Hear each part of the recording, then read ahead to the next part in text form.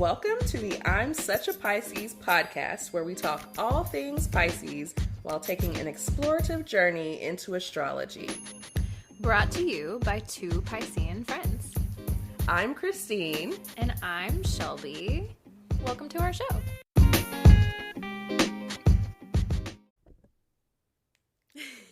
We're on. Hello. Hi, friends. I'm glad you're here. Welcome back. All right. Should we just jump right in? Yeah, let's do it. Okay. Co-Star Chronicles. We are going to start off with our Co-Star Chronicles. I did not pull mine up ahead of time, but I did already read it today, and it was a good one. Oh, okay. You want to go first? Yeah, sure. Today, ironically enough, my co-star is telling me, take control of yourself. Oh, well. Yeah. You had control of yourself for the first, 3/4 of the day. Thank you. Thank you. 2/3? I don't know. Now I'm letting loose. Yeah. So, yeah. Just having a good time. Yeah. You guys will understand as we get into the topic of this episode. Just how good of a time we are having. Just how good of a time we're having. But also, very related to this episode, it's asking me, are you circumventing discomfort? Oh. I don't think so. I think I'm fully in the comfort now. Okay, yeah. I think so. My do's include vitamin C. That's Oh. great. I'm drinking a Paloma. Yes. A little dose of vitamin C. Yes. Headlamps.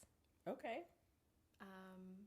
Well, I don't know if I have one of those, but I'm imagining that it's just telling me, like, forge ahead. Yeah. That's the message under that. See, you got to look for the hidden meaning. Yes. And then action movies. Action movies. Okay. Yeah. So if you got any recommendations, please let me know. I haven't seen an action movie in a long time, actually.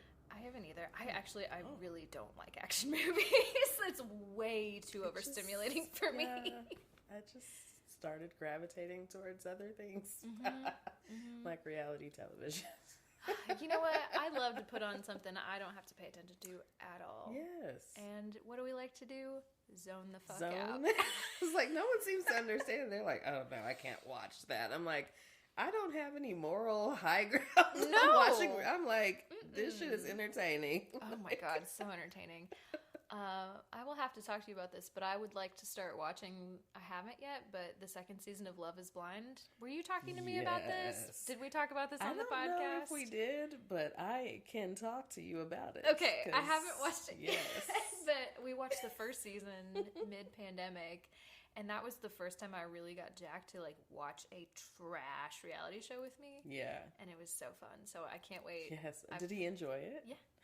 Oh, we got okay. into it. So let me tell you, this season is way more trash than treasure. Ooh, yes. Okay, that's good. We had a good first step. Some people were disappointed by this, and I'm like, I mean, we kind of know that's how this works. This is the formula. Like, they make you fall in love with the show, and then they start feeding you the trash. Yes. Afterwards, like, wait a minute, this goes. one couple fell in love, and you just want to keep finding it. No. Right. I'm still out here following Lauren and Cameron on Instagram. Yes. They're adorable. They're so cute. It's just a heartwarming story. Yeah. But yeah, I can't wait. It was for them. This was all for them. And so we shouldn't have any expectations for anything else after that, okay? No expectations at all. Okay, well, maybe that's something I'll start watching, and then we can talk about it on the podcast. Yes. If anybody cares about hearing that. I don't know. I feel like Euphoria is over, so we don't have anything else. We have to talk about something. Right? We can talk about that. Yeah. Okay, I'll give you my don'ts. Yes. My don'ts include plot twists. Oh. So, action movies, but I have to know what's coming. Like, no plot twists. Yeah. Don't do the blues. Which okay. Well, we are Pisces. I feel like I said this. We are Pisces. Like, we do the blues. That's the whole. But okay, we'll try to keep it happy. That's the whole name of the show. You guys know what you were in for, right? We'll see how we get. I'm feeling pretty good today. We haven't cried yet. I'm just gonna say so. You just jinxed it. I know. Happen today. No. No, I'm just kidding. This would be the episode that crying would actually happen. It's very possible. I'm already ready to not. Yeah. Oh. I'm already ready to dissociate a little bit. We shall see. Okay. And I'm clinking my glass like all over the mic. I'm so sorry, you guys. Get the ASMR. We're drinking. It's a vibe. There's candles lit. I had to get my vitamin C in because that's what it told me to do. And then also it says don't do deflation, which is kind of I just keep thinking of like, what did they call it when Tom Brady deflated the footballs in the Super Bowl? Deflategate, thank you. So no Deflategate around here. No Deflategate. Keep it up. See, I think that the blues, no blues and no deflation gives me like, keep it very like bright. Okay. And buoyant, happy. Well, you already bouncy. have like the brightest colored sweatshirt on that I've ever seen, and I love it, and it's making me real happy. Hey. Christine's got coordinated shirt and shoes. Only a few times this happens. I guess when you have like a cool, interesting color shoes, you just kind of have to expect that that's going to be a part of it. So during the pandemic, I discovered these shoes that I don't know apparently are popular like on Amazon. And they come in like all these fun colors. And so I started buying in a bunch of different colors. Yes, as you should. And it's been a great time. Yeah. But apparently it's a thing, and I'm like, oh, is this? It might be like a I don't know what, some internet thing. I've been trying to like limit my Amazon purchases, but also they always fucking get you, because there's always somebody on TikTok who's like, I bought this thing on Amazon and it's $5 and it's like it's changed my whole life, and like I succumbed to a lot of happiness through capitalism during the pandemic. So you know, you're not the only one, so it is what it is. Well, we're keeping it light today. We're keeping it light and fluffy. I guess. Now, tell us what your co-star says today. What is my co-star? So I've only read the first little thing that comes up in my screen. The headline. The headline. I don't know if that's what it's called, but that's what I'm calling it. That's a good word. It says, in order to change, you need other people to say the opposite. Ooh. So I was like, okay. It's like, do I need adversity? Is that what it's saying? Like, I think it's saying I need something to push up against. Yeah, you need. Like. Sorry, I'm still like, are we in last episode when we were making That's What She Said jokes? Because I'm here. I'm ready to say it whenever you're ready. I didn't even go there, Shelby. Sorry. I think it means that you need a little adversity. Yeah, interesting. Challenge. Why is that a thing? Well, okay. So, it says, are you looking for imperfection? I don't know. Could be, maybe not. Do's, proximity. Okay. We're sitting close together. We're very near each other using the same mic on the couch. Yes. We'll take a picture for Instagram later, maybe. Yes. Come on, remind me the things. Best foot forward. All right. Try to bring my best here tonight. Yeah. Your matching outfit. Best and brightest. Yes. Ready for it? Ready. Vitamins. Okay. Something I have not done today. I've got a bunch of different kinds of vitamins if you have any you want to try. Sure. It's just like vitamin cocktail. Don't. Okay. Crawl space. Yeah, I wouldn't want to do that any day. No. No. Okay. Just keep moving. Bland food. Ooh. Okay. All right. Well, we don't like bland food. We don't. No, Never. We like the seasoning. Every day. And picking scabs. Ooh. Oh, God. that's As I was just like picking at my nail, like, okay. Is that a Pisces thing? Because I do that shit all the time. The nails? The nails, the like, I think I'm just anxious. I pick at things. Yeah. Like, I can't help myself. Yeah. It's definitely like I bite at times and I go off of it, and then I have nails and all the different things. Yeah. I like burned the shit out of myself the other day with a curling iron on accident, and it was like right before it was like early February. We went to a wedding, and I was like curling my hair for like to get ready to leave. Yeah. And I like dropped the curling iron like right here on my leg and just had like a huge ass burn. Oh god. But like Dad kept getting onto me because I kept being like kept messing with it, and it's just it's gross, but I can't help it. Oh no. Let's see, that reminds me. I burned myself. Was that last week? A heat gun that I would like work with, like in my crafting or whatnot. Like I put it on the floor, and I always put it there. And so I guess I stepped right up to the metal part of it. Mm-hmm. And of course you don't know like until your skin is touching it. Oh yeah. And then, you know, so then you're just like, you know, screaming, burn. And like, I think that was the last podcast. Oh no. Yeah, I think it was, that day. I was like, actually, I think I really burned the shit out of my foot. Like later, I'm like, it was hurting all night. Oh no. But it's better now. But yeah, like I think it actually, that was a real burn. Yeah. This is like relevant, not relevant, but like because we're always recommending other podcasts on this podcast. Yes. I just listened to, I think it was Radio Lab, which is a podcast I love. Okay. But it's like a science podcast, but it's an NPR science podcast. Ooh, okay. They always have very it's interesting NPR because you know. Yeah. You know what you're getting at NPR. That's my like A1. I am still like a white lady that's just top like notch. Give me the NPR. Yes.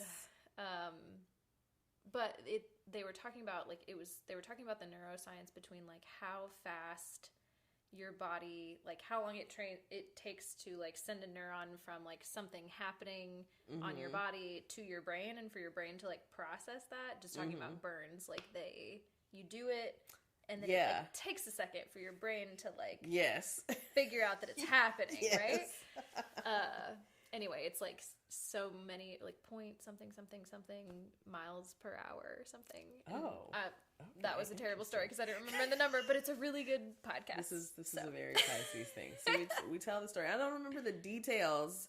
It doesn't matter. Like, think big picture here. Big picture. We're the big picture people. Exactly. God, that's so true. Speaking of which, that's a great transition. Do you want to get into relatable content? Relatable content. So, this week, we are talking about a Pisces Vicees. Pisces Vicees! Oh, that has to be the episode title, right? Yes. We say it every episode, but like, this one is about Pisces Vicees. This is about a Pisces Vicees. So, we are talking today about one of the shadow sides of Pisces, and that is how Pisces is typically prone to escapism, maybe addiction, definitely drug use, just wanting keeping to it check real light. out. Just, keeping it light. We just, look, and we'll talk about in just a moment why we think that is. But so this is, we're talking about drugs. Yay! So also, don't listen with kids. Right, again. We'll tell you every time. Just don't do it. For the kids. Or work, probably. Unless you have like a really fun job. Right. That we're just like open about drug use. Yeah. That's fun. Wouldn't that be great if everyone was like just honest and totally okay with it? Everyone's hiding it. Harm reduction. That's great. Anyway, okay. Our first piece is if Pisces was a drug. If Pisces was a drug, they would be Valium. Ooh. Valium relaxes you, and Pisces almost always look like look as if they were perpetually in a mellow state. Wow. Their voice and the way they talk sounds very calm and subdued as well. Mm-hmm. They constantly look languid, and they have a tendency to sleep for excessively long hours. Oh, God. Or take way too many naps. Don't come for me in my naps. I love a nap. Like, listen. And I love to languish in the morning. Like, give me my time. God, Jack, if you're listening to this, like, it's not my fault, okay? Like, I can... It's just the way we are. He's such a morning person, and I'm such a not morning person. See, same. Melissa. It's like up at, like, before dawn. I'm going to the gym. I'm like, okay. Please don't turn that light on. No. Like, please. Can you make no noise at all, please, right. when you get out of bed? She used to have this alarm. Oh my gosh. She used to have this alarm that would go off, and she would have to do a math problem to make it stop. No. And I what was a like, horrible idea. That thing out of here. Like, oh my God. Those are all my least favorite things in one invention. Fucking math problems. A math problem? First of all, I just woke up and you want me to do a math problem. Absolutely not. No, it takes me at least 20 minutes to, like, do anything. To engage my brain in that way. My God. First thing in the morning? Like, what's wrong with you people? Who invented that? I mean, sure, I guess it's effective. Like, I might have to edit this out no. so that Jack doesn't decide to get that, because he is the kind of person that could potentially be into that, I think. No, Jack. And I don't do it. Don't make me edit this out, because I think it'll be funny to talk about, but like, what the fuck? That's so horrible. It's awful. Like, she did get rid of it because, yeah, like, that wasn't working out. Mm-mm. It was going on way too long. I'm like, turn it off. Like, oh my God. Because now I'm awake. Because, right. I mean, and once I'm awake, I really am awake. You're just up, yeah. Regardless of whether or not I get out of the bed, I am awake. Mm-hmm. And I don't want to be, and so I try to, like, continue to lay there. Maybe, fall back asleep. But then the sleep when you fall back asleep is never as good as it was before you were... No. Yeah, it's just not... It's... Oh, man. Yeah. You know what? This is a tangent. Slightly. We're talking about sleep. We're tangenting from a tangent. Right. Like, we're talking about sleep, and I was thinking about dreams.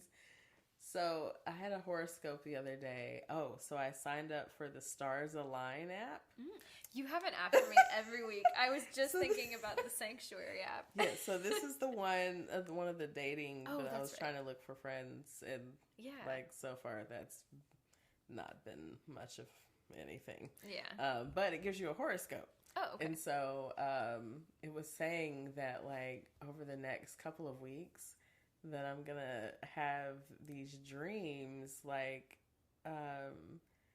where, like, maybe past lovers or, like, I don't know if it's, like, past loves or, like, people from my past life, like, visit me in my dreams.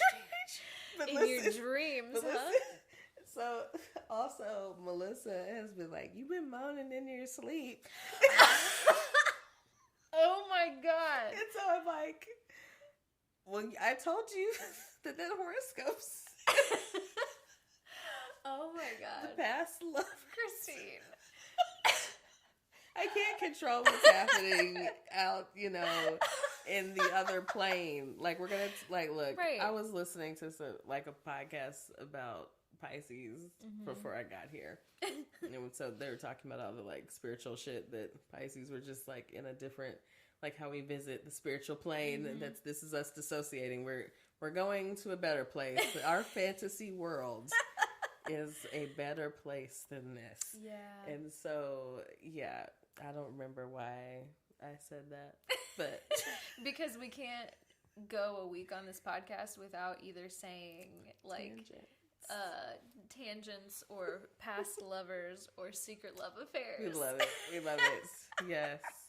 Yeah. So my past loves have been visiting me in the night. Apparently. That makes it sound like you're like paying them to come see you.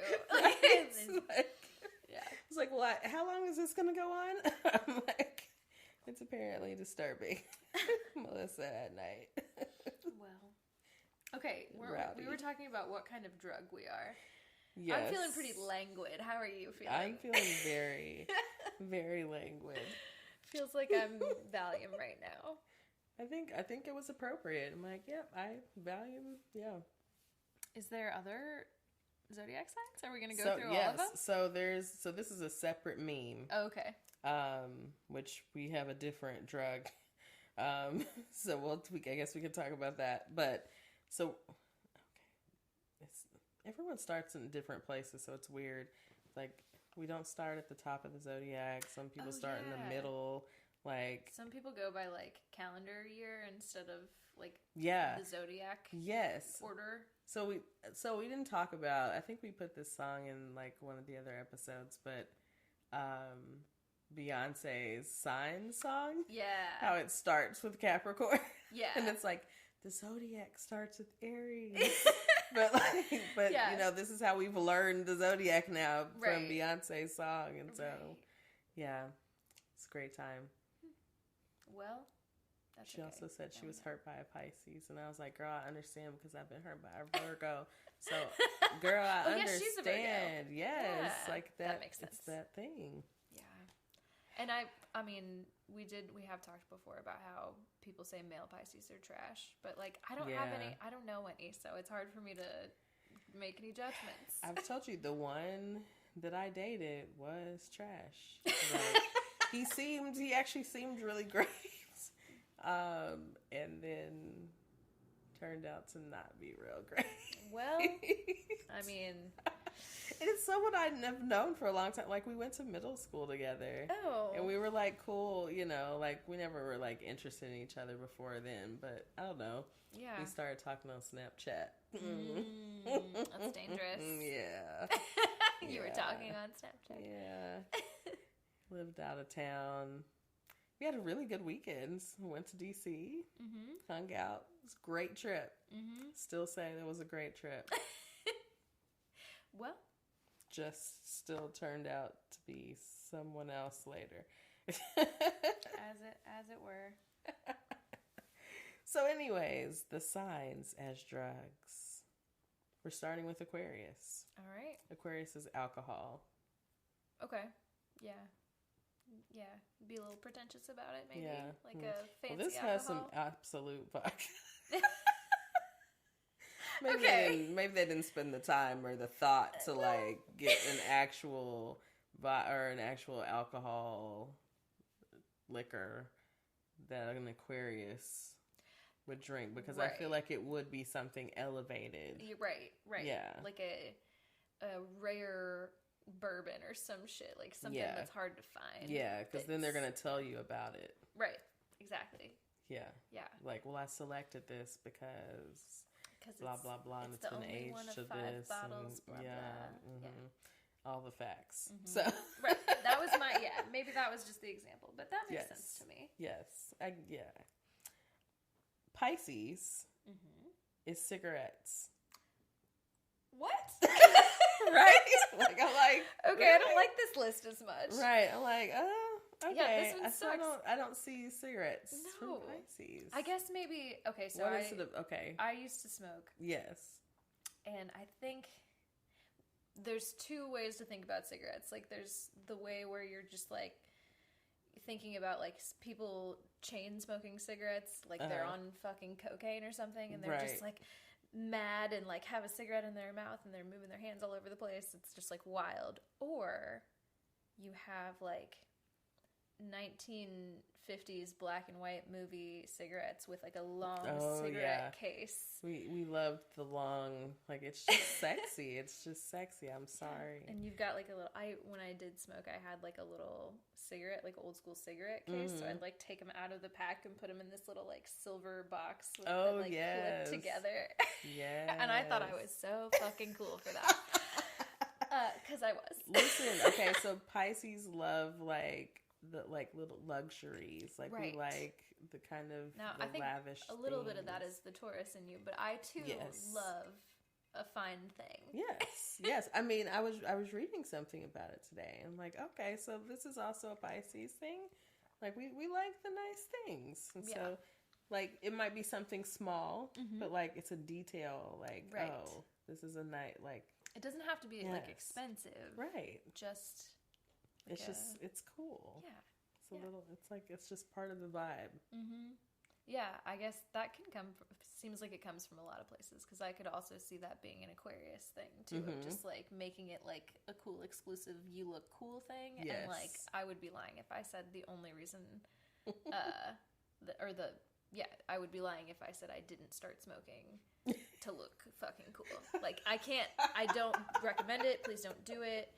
Don't ever do it. Don't smoke. It's such a bad idea. It's awful. But yeah, I thought I looked cool. Now I realize I was stupid, but hey, doesn't matter. We get there when we get there.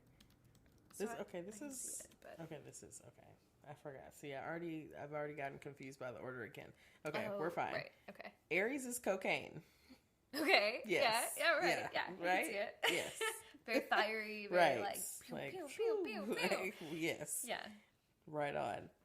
Taurus is LSD. Yeah. Oh my God! Why did my voice do that? Yeah, I was like so really connected with that. Yeah. So emphatically, yes. You felt that with your body. I did. That was embarrassing. Sorry, I didn't mean to Sorry to the Tauruses. I mean it in a good way. It's very mind LSD, expansive, but comfortable at the same time. Anyway, sorry. Ooh, continue okay. on. Gemini is cannabis. That's the Geminis that I know like cannabis. Yeah. I don't know. I don't know. I want to. Does it say anything about it, or does it just say it just says. Oh man. It just says signs. Damn. I want to know why, but right? that's no, okay. there are no explanations here. This is something someone just made up and threw up as a meme. Yeah, this is the reality TV of our podcast. Right? This is just like pop culture. This is nothing serious, funny. Please. Yeah, no. Please don't take any advice from us in this section of the podcast. Or ever, really. But, okay. Right. Like, again, we are learning, but we are also having fun. Exactly. So, next is Cancer. Cancer is crystal meth. That's rude. Right? I was like, damn. Like, somebody's meth? Like, oh. What is that saying? I don't know. Maybe I don't know the meth high or don't understand it in a way that I would connect with being a Cancer, but I think of people on meth and I'm like, well, that's not nice. That's not nice. Yeah. I don't know. I mean, no judgment, but yeah, we're not going to say that, Cancer. I don't really. If anyone knows what that means, yeah, give us your interpretations of what these mean, because we're just spitballing here. Yeah, I don't know. Anyways, Leo is codeine. I feel like they were really struggling trying to find enough drugs to put on this chart. Like this is probably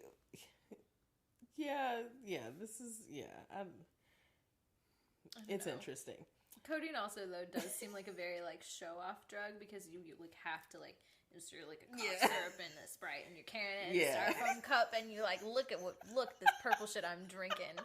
It's very obvious. You don't sneak away to do codeine. Yeah. You do that at a party. And see, yeah, I can see it. I can definitely see it. Yeah, I've never actually. I did it one time in high school, but I didn't. I don't think I really had enough to do anything. It didn't really. I think I did it wrong, or it wasn't real, and someone just said it was. Oh God. So, I mean, that sounds like some dumb shit I did in high school. Oh but, no. This is going to be so fun. God, I'm like. Oh yeah, you get to hear all my drug stories.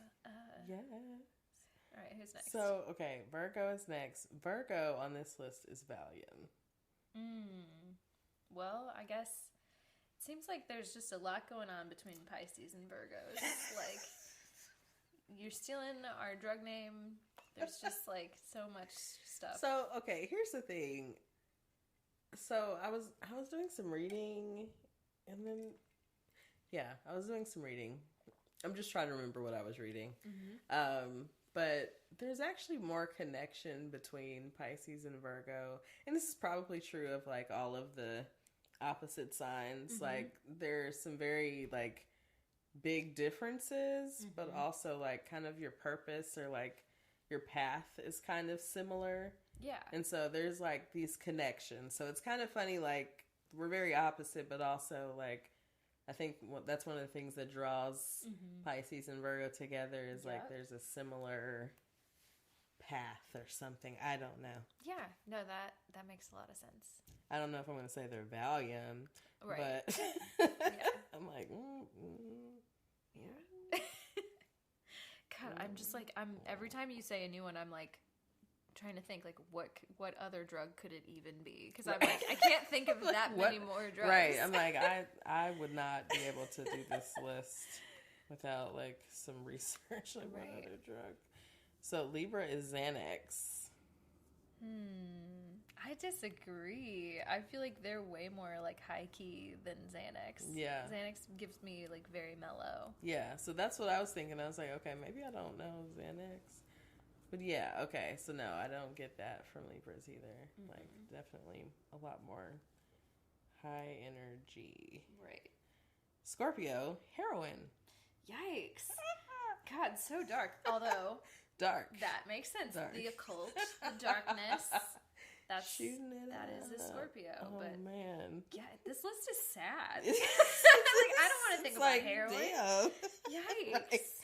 Like, where are the fun drugs? Like Taurus, LSD. Yeah. Yay. Gemini, cannabis. Yeah. Yay. Like, what is this shit? It's like happy upper drugs. Right. I mean, I guess if you're going to talk about drugs, you got to talk about the good sides and the bad right. sides. So that leads us to Sag. Yeah. Sag is benzos. Okay. I don't know anything about benzos. I don't. I've got really, no. I don't even know what point. A drug. I don't know. Yeah. I was hoping you knew. Okay. I think. Damn. I mean, I associate. Is that benzodiazepines? Right. And I think they are similar class to like Xanax, but okay. I don't know that. I shouldn't say things because I don't actually know if that's true. I don't. Someone tell us, or I'll Google it later. Not a clue. I actually don't really want to know. Right. I'm like, look, I know it. I know enough. Yeah, that's good. There's some things that are just like a hard line of like, oh no, I'm not into that. No thanks. Yeah. Don't need that knowledge. Like, no. So then last but not least, we have Capricorn, and they are opium. You should think about that. Well, I was just watching, I just started watching the 4th season of Ozark last night. And I just think about that old, have you watched Ozark? So I am not in any way caught up, but I have seen the show before. Okay. How far back? There's like a character. I'm probably like in season 2 or something. Okay. So there's a lady who lives in the Ozarks who has an opium, or like has a poppy farm, and then she sells it to, yeah, that's right. And that's what opium's made out of, right? Uh-huh. Okay, cool. Just making sure I wasn't just saying some dumb shit. Anyway, I started watching that last night, and so Capricorns are very like business minded, and this lady who owns the opium farm is very like, it's all business. It's like a very like high trade drug. I don't know.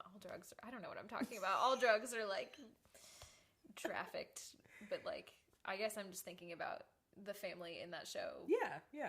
And like, they're running a business. Yeah. Basically.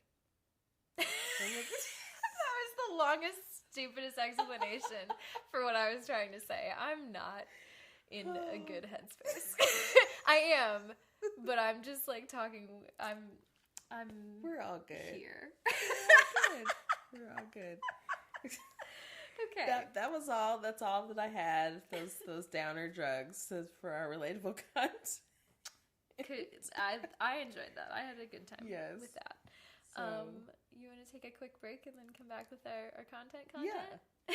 Let's do it. All right. We'll see you guys in a minute.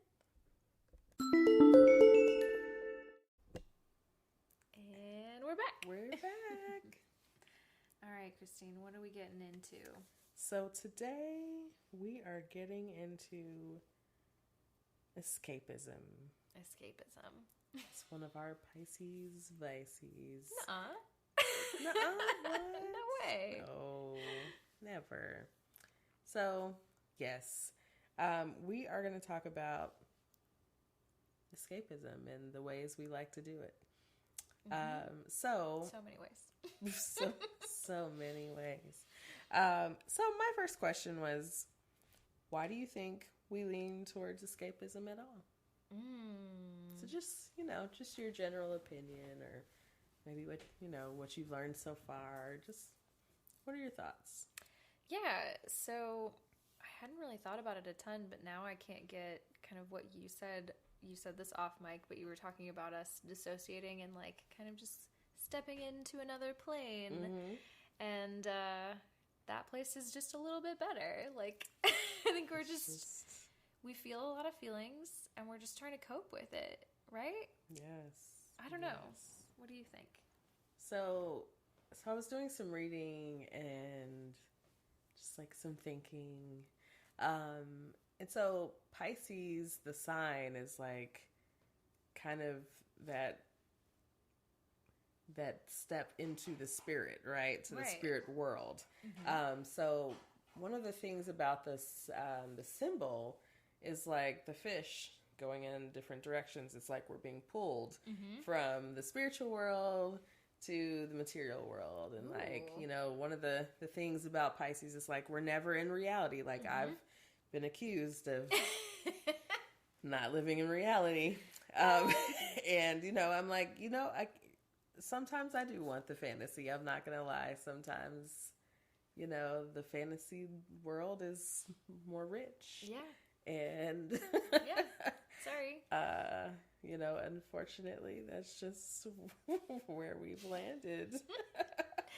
But, so I think dealing with... Sorry. Kima's down here making... Kima's on the show. She was trying to be chill, but she had to sneeze. Yeah, so I think just kind of trying to deal with all the heaviness of the world, and we feel all of that energy all the time. All the time. It's just like, oh, what can I do to get away from this? Right. And so we are often escaping in the many ways that we love to do that. So, I don't know what your next question is, but that makes me think of like, do we want to talk about what our favorite escape mechanisms are? Oh, sure.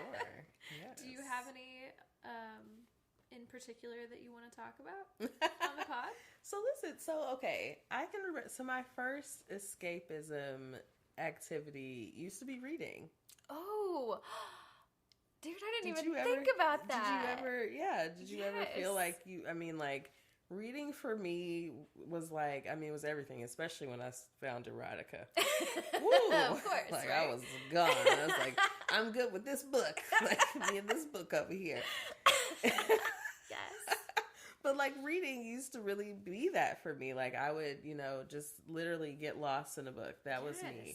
Loved it. Like addicted. All the books. My mom would be so proud. She was an English teacher. But yeah, like that is absolutely my, like even as a kid, like I would read and like someone would say something to me and I like wouldn't even hear them. Right. Like, just like, so I'm in this book right here. Involved in a book. Yes. Yes. So I'm like, it started off innocently. Oh, we were so innocent and young. Just reading books. Trying to chase the dragon of like the high that you got from just sitting alone and reading a book. This person's life seems very interesting compared to what's going on over here. So, I also enjoy, a little can of plants. Of course. Plant medicine. Plant medicine. It's medicine. It's, ritual. Yeah. I think, honestly, can of plant is like a spiritual practice. Yeah, I can see it. Absolutely. Absolutely. I feel like I said this to myself today. I was like, when I am high, I am my higher self. Like my high self is my higher self. They don't call it high for no reason. I was like, wait, this is great. My Are you guys here with self us? is my higher self, but I really feel like that. Yeah, no, I feel you. I think we were, and this was also off mic, I think, but we just having the conversation about like doing that and meditating, doing that and doing yoga. Yes. It's just like everything's just a little more enhanced. Yeah. And as long as you're like, you know, an adult and, you know, doing things safely and like exactly in your own space, like, yeah, absolutely. Enjoy yourself. Okay, yeah. Do you have any other ones that you want to share? I mean, so my experience with the shrooms are more limited, but I have enjoyed my time. Yeah, I can say that. Okay, yeah, it's been a good time. I've had some very spiritual experiences. So I'll say this: I have not. I've had some good experiences, but I've also had a couple of very bad experiences, which kind of taint the good experiences for me in a way. But I would like to try again now that my brain is fully developed. Okay. It's like, okay, I don't know. As soon as I learned like that your brain wasn't done developing until like 25, 26, whatever. Yeah. I have just like been thinking about like all the things that I did to my brain before it was then. done. Yeah. And like now being about to turn 30, I feel like there was like looking back, I see a very distinct change in my behavior where I'm like, oh, that's when my brain was done growing. Right. Yeah. All of a sudden I was making better decisions. I had a real job. I wasn't like, I just feel like it was a very distinct moment in time. Yeah. But anyway, all that to say, I would like to do them again at some point. I just have to make sure I'm in the right headspace for it. Yeah. I mean, I think we talked about this previously as well about, you know, the right vibes, right? Like it really matters. It matters. But yeah, I think that's kind of, my list is very, very small. I'm very, you know, I'm inexperienced. I don't think that's a bad thing. I think you are. You know, it's just a thing. Yeah. Yeah. Me and the Canna Plant rock pretty hard, so yeah, that's good. We're good there. But tell me about you. Well, I'm trying to think. Both of those things, and I feel like I've very recently gotten back into reading and just being like. Yeah. Okay, so I got into a phase for a long time where I would start reading, but I was reading things that like weren't actually that interesting to me, or like I was trying to read something that I thought was important to read, and it just like wasn't grabbing my attention. And then I was like in grad school, so I had to read a bunch of shit that was just textbooks and stuff like that. And then I got back into just like reading fucking like trash fiction novels, and I was like, yeah, this is... It's where it's at. It's escapism. I don't have to learn something. Yeah. Let me have a good time. Yeah. That's my favorite kind. So Melissa and I sometimes talk about like reading, like, oh, we should read a book together or something, you know, and I'm like, it's real cute, but like... You can't escape. I don't want to read like things I have to think about. Right. Right. Oh my God, that sounds so relatable. Like, I want to read to escape. I love an escape. I don't want to read to think about further my hardships or the things. Right. It's the same with TV too. I feel like we talked about in the first episode how Melissa was trying to watch some show and you were just like, I can't handle this right now, I just don't or want to ever. see that. Like, I don't. Yeah. You're like, she loves a crime drama, and I'm like, oh no. I can do a crime drama sometimes, but only when it's like all wrapped up in 30 minutes. Yeah. And like Law and Order or something, where I'm like, yeah. Well, we fought the crime and everything's good now, and there's no real problems. I used to love some Law and Order, okay? I used to love some Law and Order. So I think that, that's probably my speed of crime drama. Yeah. But, a documentary occasionally. I love a documentary. Yeah. Yeah. Yeah, give me the facts. Right. Give me the facts. Yeah. Or the story or whatever. Exactly. I was listening to Cult of a Podcast also before I came over. Yep. And this week's episode is about, oh God, am I going to forget? No, don't forget her name. Maria Menu. Oh no, cult. Sorry, did I say cult? Oh, sounds like a cult. I said Cult of a Podcast. Cult of you did say Cult of a Podcast. Oh my God, I didn't even notice the podcast names together. Sorry, sounds like a cult. Sounds like a cult. Their episode was on the Elizabeth Holmes. Elizabeth Holmes. Yes, I'm so glad we're on the same podcast wave. Oh man, Elizabeth Holmes, what a wild person. Yes. So I'm like all in. We're watching the series on Hulu, The Dropout, and so it's interesting. I'm like, I don't know what it is that's going on right now in like media where like we're getting all these stories of like scammers and like con artists. But I'm like, give it to me. I'm like, give me more.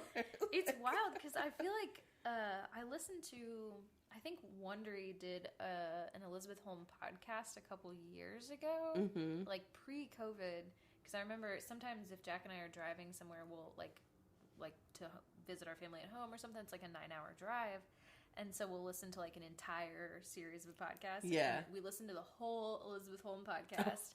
And then I didn't hear anything about her for like 3 or 4 years. And now it's like, I guess because of the trials happening right now. So like then the show dropped, the trials happening. Yeah. Like it's just all very much back in the media. But I just forgot, she's so weird.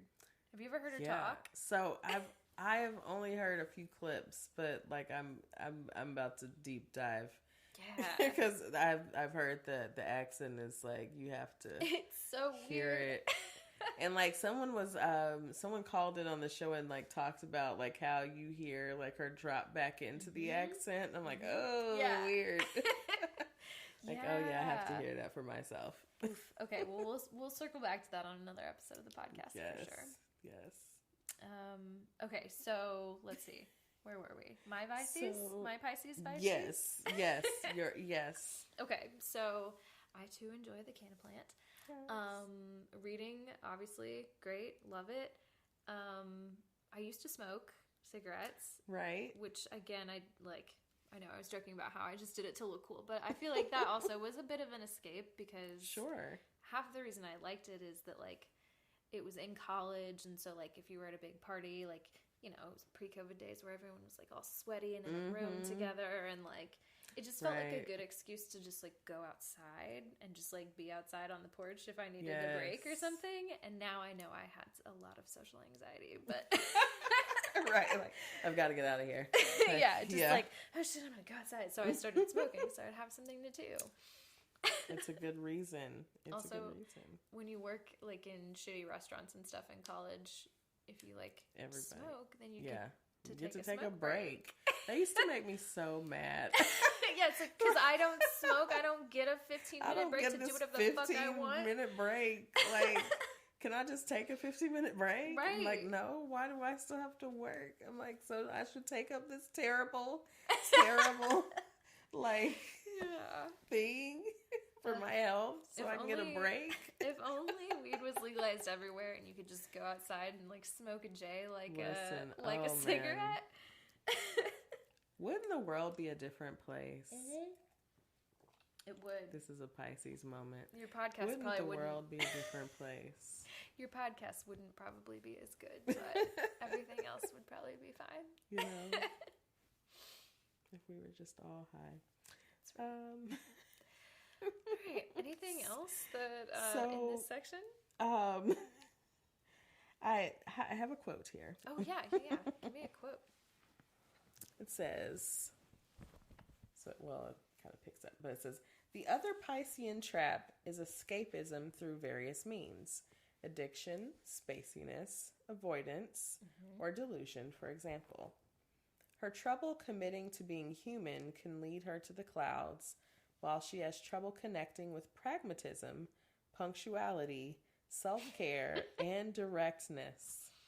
If Pisces can develop self-awareness, boundaries, and discipline, she could become one of the world's greatest mystics, a powerful, otherworldly reminder of unconditional love and interconnection. So Rihanna, basically. Yes. Let's see. She's ascended. Yes. She's our ascended Pisces. I have so much to learn. And that's from The Stars Within You, A Modern Guide to Astrology by Juliana McCarthy. And we will likely be referencing her book later in this conversation as well.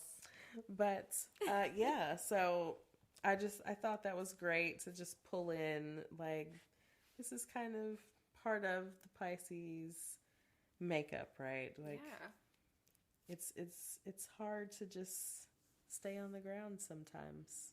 It's scary how accurate that is. And I feel like I learned that a lot more recently after being in like a long-term partnership. Like, It's like, oh, which is good because I think we like help each other be more self-aware. But like, I didn't realize that how much I was just like dissociating like in my day-to-day life, just kind of like doing whatever.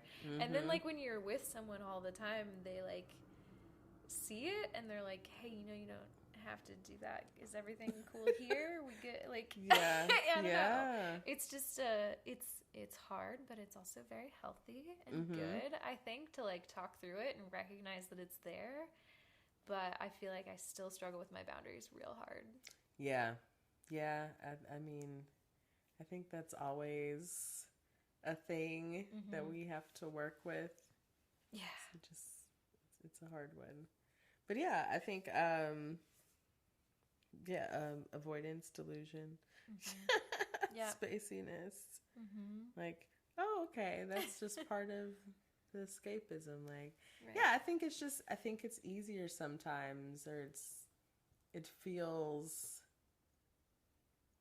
like it brings some relief to be able to just like, I need to take this time in a different place.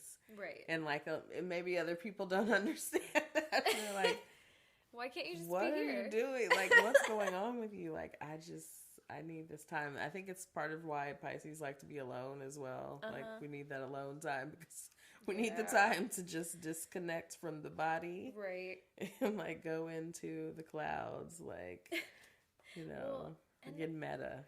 It's interesting that you, like, I always chalked that up to being an only child because I'm an only child, but like I've met several other Pisces and we're all like this. So I think it's like it's something, this is one of those things that it's like, I don't want to just use astrology as like I'm just like that. Right. Because I want to change it about myself. Right. But I think it's self-awareness. Right. The astrology has helped me at least see that it's there. Yes. It's like, okay, I should not check out right now. Like, all right. Yeah. Like just kind of being on top of your shit. Exactly. Like, what are you doing this for right now? Right.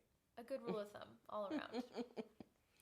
So, I think lastly, was there anything else you want to share about our own experiences or escapisms? Any stories? Anything come to mind when we... I don't know. Well, I don't know. I think I will just say that, like, yeah, it's a thing to work on, and I find myself doing it in new ways all the time. Working on it in new ways? Yeah, like finding new ways to dissociate and then being like, oh shit, I need to be present. Oh, like, yeah. Like I do it automatically. It's the natural reaction is to just go off into the other plane. But yeah, I have to just catch myself on it. Yeah. Well, I think it's so funny. Like one of the things I laugh about sometimes, like people are like, oh, Christine, you're like the mindfulness, like guru or or mindfulness whatever. queen. Right. Like I'm like, look, no, we have to practice mindfulness. We need to be present. Like this is a practice I need for multiple reasons. just for you as well as everyone else. Like, I know it looks cute and calm and, like, but also this your helps girl me has function. anxiety. Like, Yep. So this is part of what helps me function. Yep. But I'm glad it looks like cute and peaceful, like on the gram. Like, it does. I mean, I won't lie, it does. But I've created an aesthetic, but also I'm like, but this is, this is really all. Like, you should try it. It does. It is very nice. So the other night we're sitting out on the porch. It was really nice. It was a few days ago when it was really warm. Oh, and yeah, it was like warm one night, and we sat out. Oh, I'm like, please come back. Like, I knew it wasn't time yet. Like, full spring. Yeah, like yes, I knew it. I was like, look, don't get excited. It's gonna be cold in a few days, and here we are. Right. It sucks now. but we'll be back. But so it was really nice. We were sitting out on the porch, and we had our substance, our can of plants, form, whatever. And so, like, we were on our phones, and I had put my phone down, and I kind of just started, like, vibing out with nature, I guess. It was kind of breezy. It was just, like, close my eyes, having a good time. Yeah, just enjoying. Yeah. So I look up, Melissa's still on her phone, just going away, and I was like, hey, put your phone down. She's like, okay, like, why? But she puts it down, and I was like, close your eyes. She's like, why? I was like, just close your eyes. So she closes her eyes, and then I do a little, like, take a deep breath, all of that, and like you see, like, her body just like relax. And so then I go and, closing my eyes. And so we do that for a few minutes. Then I'm like done. And she's still like taking her moment. And so she naturally opens her eyes. And she's like, that was like the best thing I felt like all week. And I was like, girl. That's really sweet. Yeah. You guys do that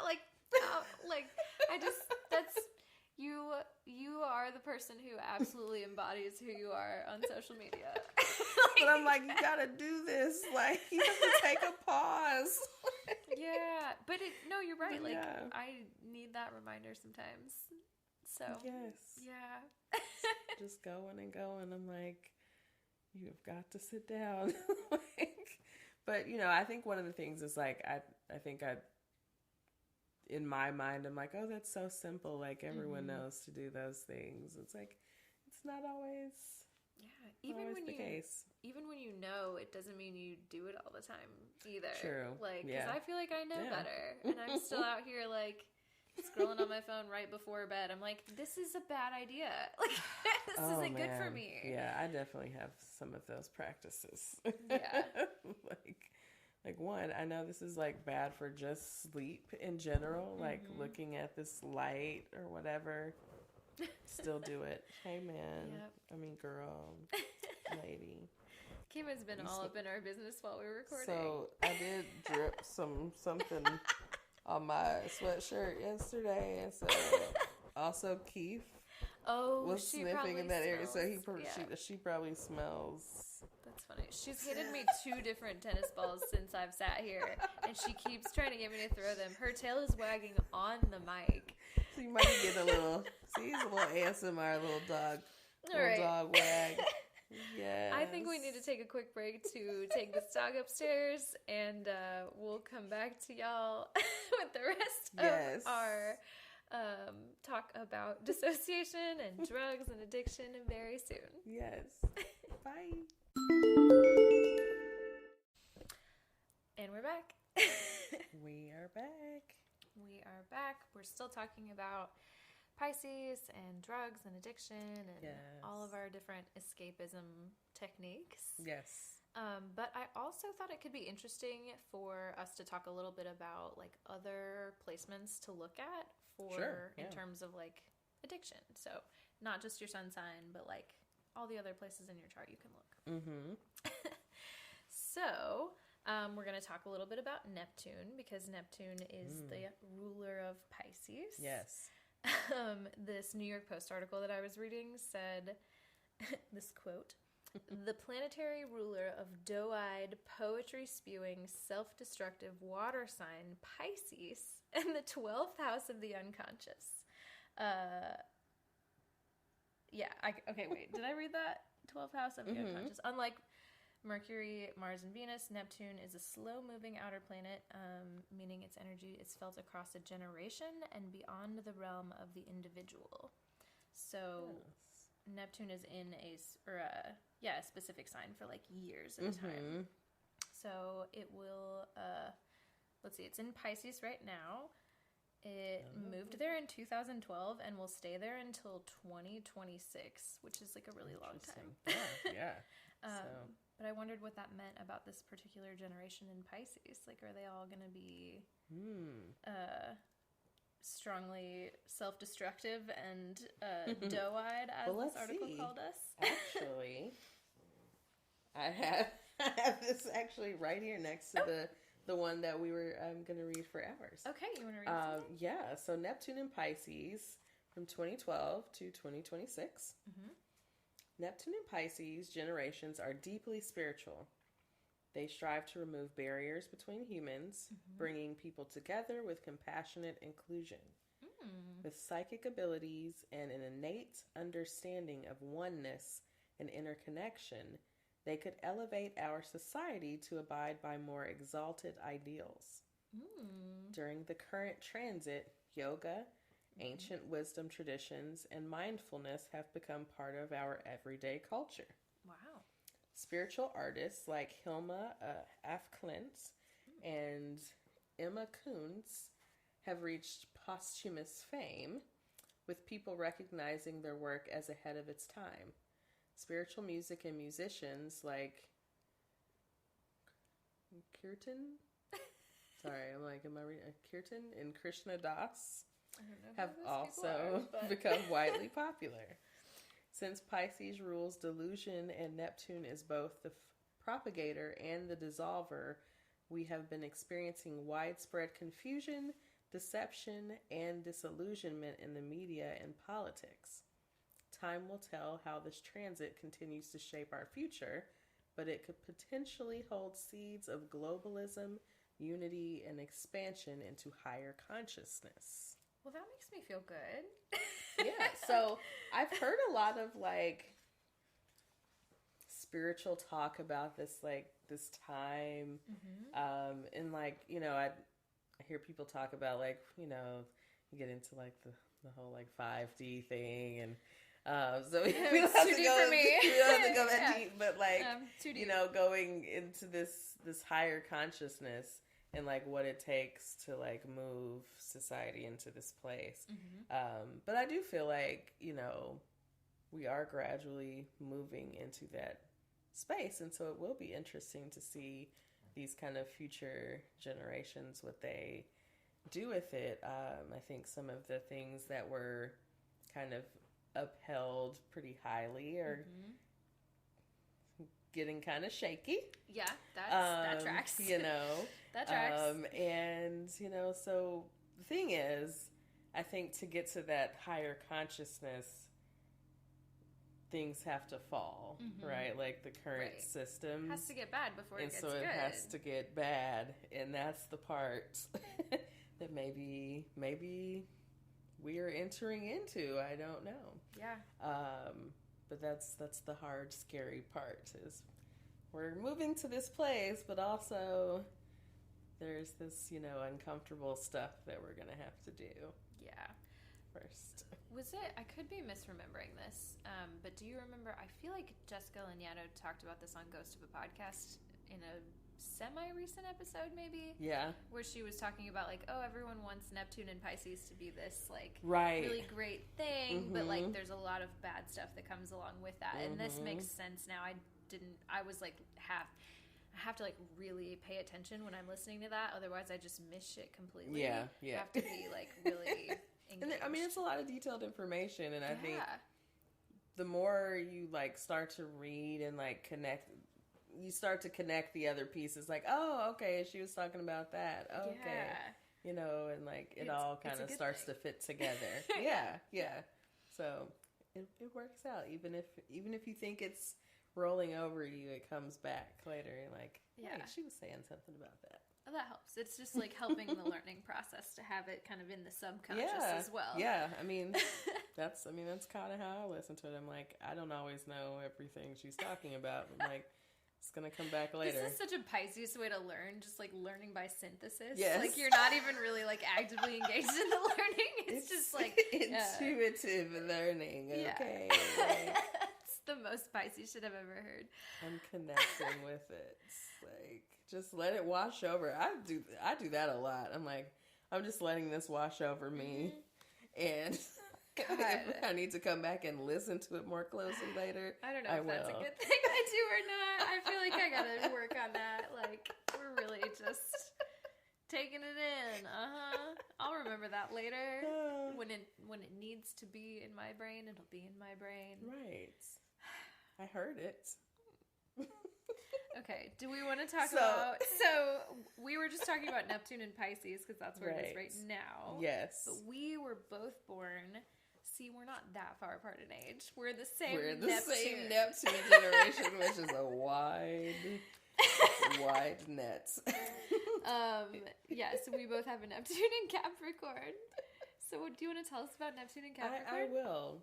So Neptune and Capricorn, or Neptune was in Capricorn from 1984 until 1998. You're right, that's a huge gap. So, yes, we are in this net together, Shelby. But, okay, all right. So, Neptune and Capricorn generations help to eliminate unnecessary walls and barriers. During this transit, the Soviet Union collapsed, and the Berlin Wall came down, unifying Germany. I forgot about that. I read that and then totally forgot. The current Capricorn-Neptune generation could become instrumental in dissolving the patriarchy. Wow. They blur tradition and find practical ways of applying spiritual insight toward helping the environment and creating more compassionate businesses, governments, and societies. So it sounds like a really good precursor to Neptune and Pisces. Like we're making a nice little trajectory where we like start. These are our children, right? Down. Like these are, Which that also just feels like the logical order of things. Like someone is a little more. We make these advancements. You take that and you run with that. Right. And your children or future generations take that. Like, this is what we hope. Like, we hope to continue to grow. Yeah. Learn. That's... Maybe try to undo some of the bad things that... Apparently easier said than done. No, that's... Yeah, or maybe they did. Anyways. Let's see. Capricorn rules construction. And during the last transit, installation art was pervasive, consisting of large, three-dimensional works built on specific sites. In fact, when Neptune first moved into Capricorn, artist Donald Judd opened the Chinati Foundation in Marfa, Texas, which became a haven for many artists constructing large-scale pieces. In music, hard rock like Metallica and Slayer gains in popularity, correlating with Capricorn's steady intensity. Later in the transit, grunge took over popular culture, reflecting in the dissolution of Capricorn's traditions of rules of decorum. Wow. This is... Okay. So, the one thing I remember reading about Neptune and Capricorn was just that, like, Neptune is this planet of just, like, Pisces and, like, whimsical whatever. You don't really know... Yeah, and Capricorn is, like, so business. Like, they're just in complete opposites. Yes. I did a terrible job of explaining that. But, like, they're just very opposite. So having one... Yeah, I don't know. Just very... I think I talked about this in the first episode when I talked about, like, feeling like I have two sides with the Gemini moon. Yeah. This also feels like kind of in conjunction to that. Like, pulling opposite energy within one person. It's definitely a very interesting place, or a very interesting placement for Neptune like the Capricorn energy. Yeah, like those two energies together. Yeah. Very interesting. So, large scale art projects and, grunge. Yeah. Rebelling against the nice music of our. I don't know. Part of me feels like every generation does that to some degree. Sure. Yeah. Yeah. Yeah. I don't know. That tracks. Also, that reminds me that I learned the other day that Kurt Cobain is a Pisces. He was when I was reading up about like addiction and people who are Pisces. Yeah. I was like, oh, that kind of makes sense. And then there was a bunch of other people. I was like, oh, yeah, that seems right. Yeah. It's like, oh, yeah, a lot of our OD deaths and things like. Very. Yeah. Interesting. I feel like, I mean, it's a very Pisces thing of like, oh, I didn't even know, like, didn't, so I think Pisces hide those things pretty well. As much as like the stereotype is that we cry, like, I don't think it's a public thing. No.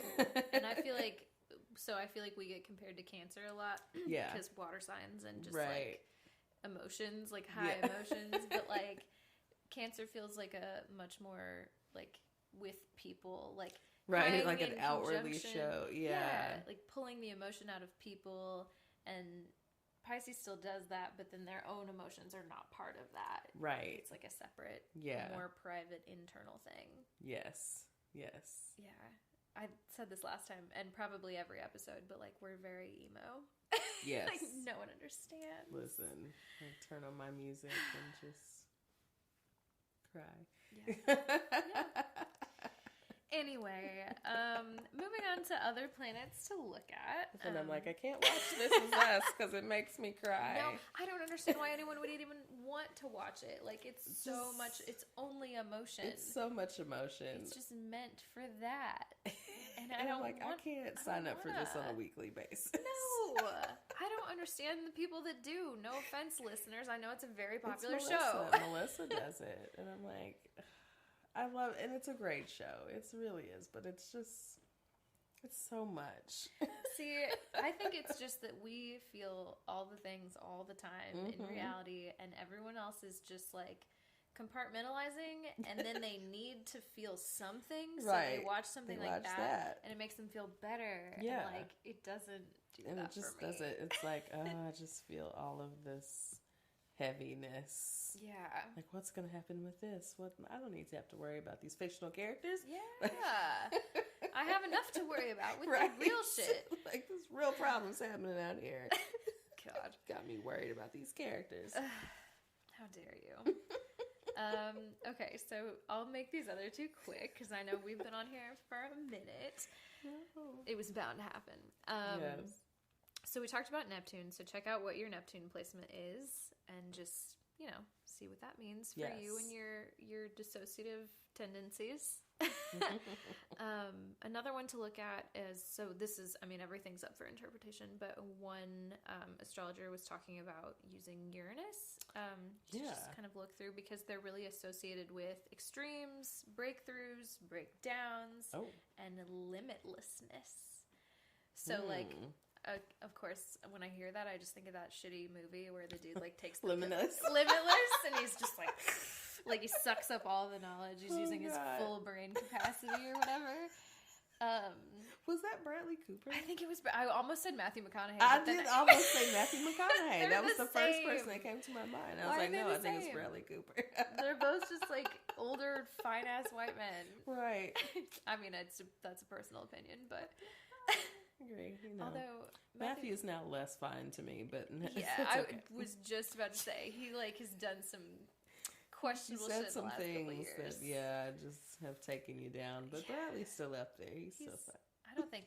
God, I hope he hasn't done anything problematic. Don't say anything, Bradley. Just keep shut it. the fuck up, okay? And just stay fine. Just keep looking good. Just don't say anything. So anyway. Uranus. So I think a lot of, especially in talking about your, like, if you have a tendency towards addiction, you know, there's lots of ways to dissociate, but specifically addiction, because it's about like these breakthroughs and breakdowns and limitlessness and chasing a high kind of, it might be worth, you know, just looking at where your Uranus is. So mine is in Capricorn, and it's another one that like lasts for several years. Yes. So it was in Capricorn from 1988 to 1996. Okay. And then I don't have any other really information about it, but like I just know when it was, and then yours I think was Sag. Yes. Is that right? Yes. Okay. Mm-hmm. Yep. That's my gap. That's my group. You want to read a little bit? So I'm going to read yours first. So okay. Uranus and Capricorn. So the two groups that it marks are from 1988 to 1996, and also 2072 to 2079. So it's coming back around. Shout out to the future generations. Hey. That's wild that book like calculates that high up. Yeah. That's crazy. I told you this other book goes to like 3001 or something. Oh I'm my like, God. Jeez, okay. Right. Like, well, we can track many generations in the future. Right. Okay. Uranus and Capricorn. Generations with Uranus and Capricorn overturn outmoded traditions and oppressive governments, businesses, and leaders, replacing them with innovative, technologically sophisticated models.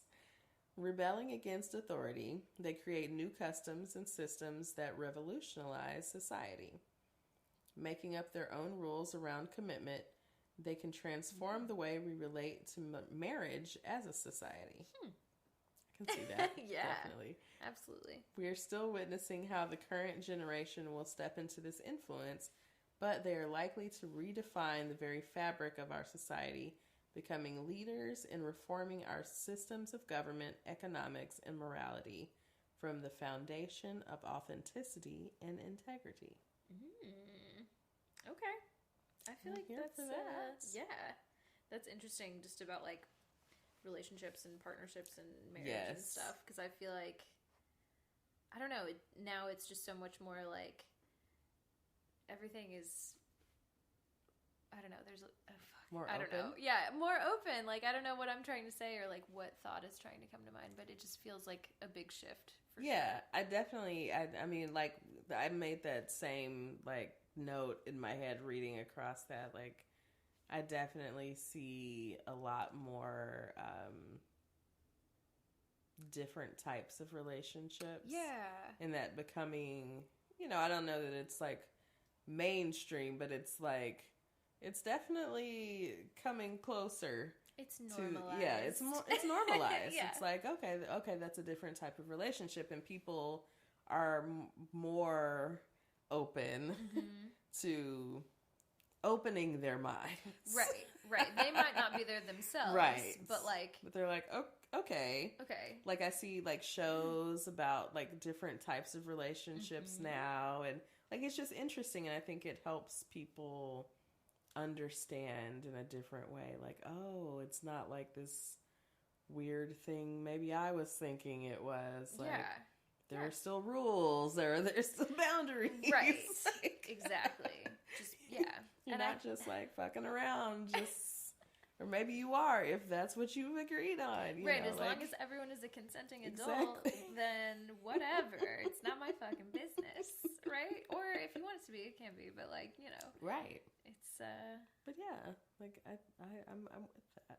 Yeah, same. That's cool. Little catch. Let's see.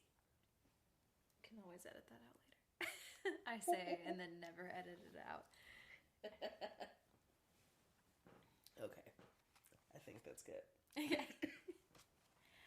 So what about Uranus in Sagittarius? Let's see. Oh, hold on. It's okay. I'll ask you again. You take your turn. Let's just give it the full cough. It's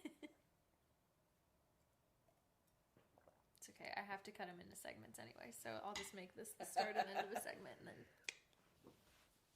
All right. Uranus and Sagittarius. What do we got? So, all right, come on, boys. Do you want me to read it? Maybe. Okay, I'm gonna let you read it. Okay, I'll read it. I'm sorry. I feel like this is a read aloud, like a popcorn to Shelby, and now it's her turn to read.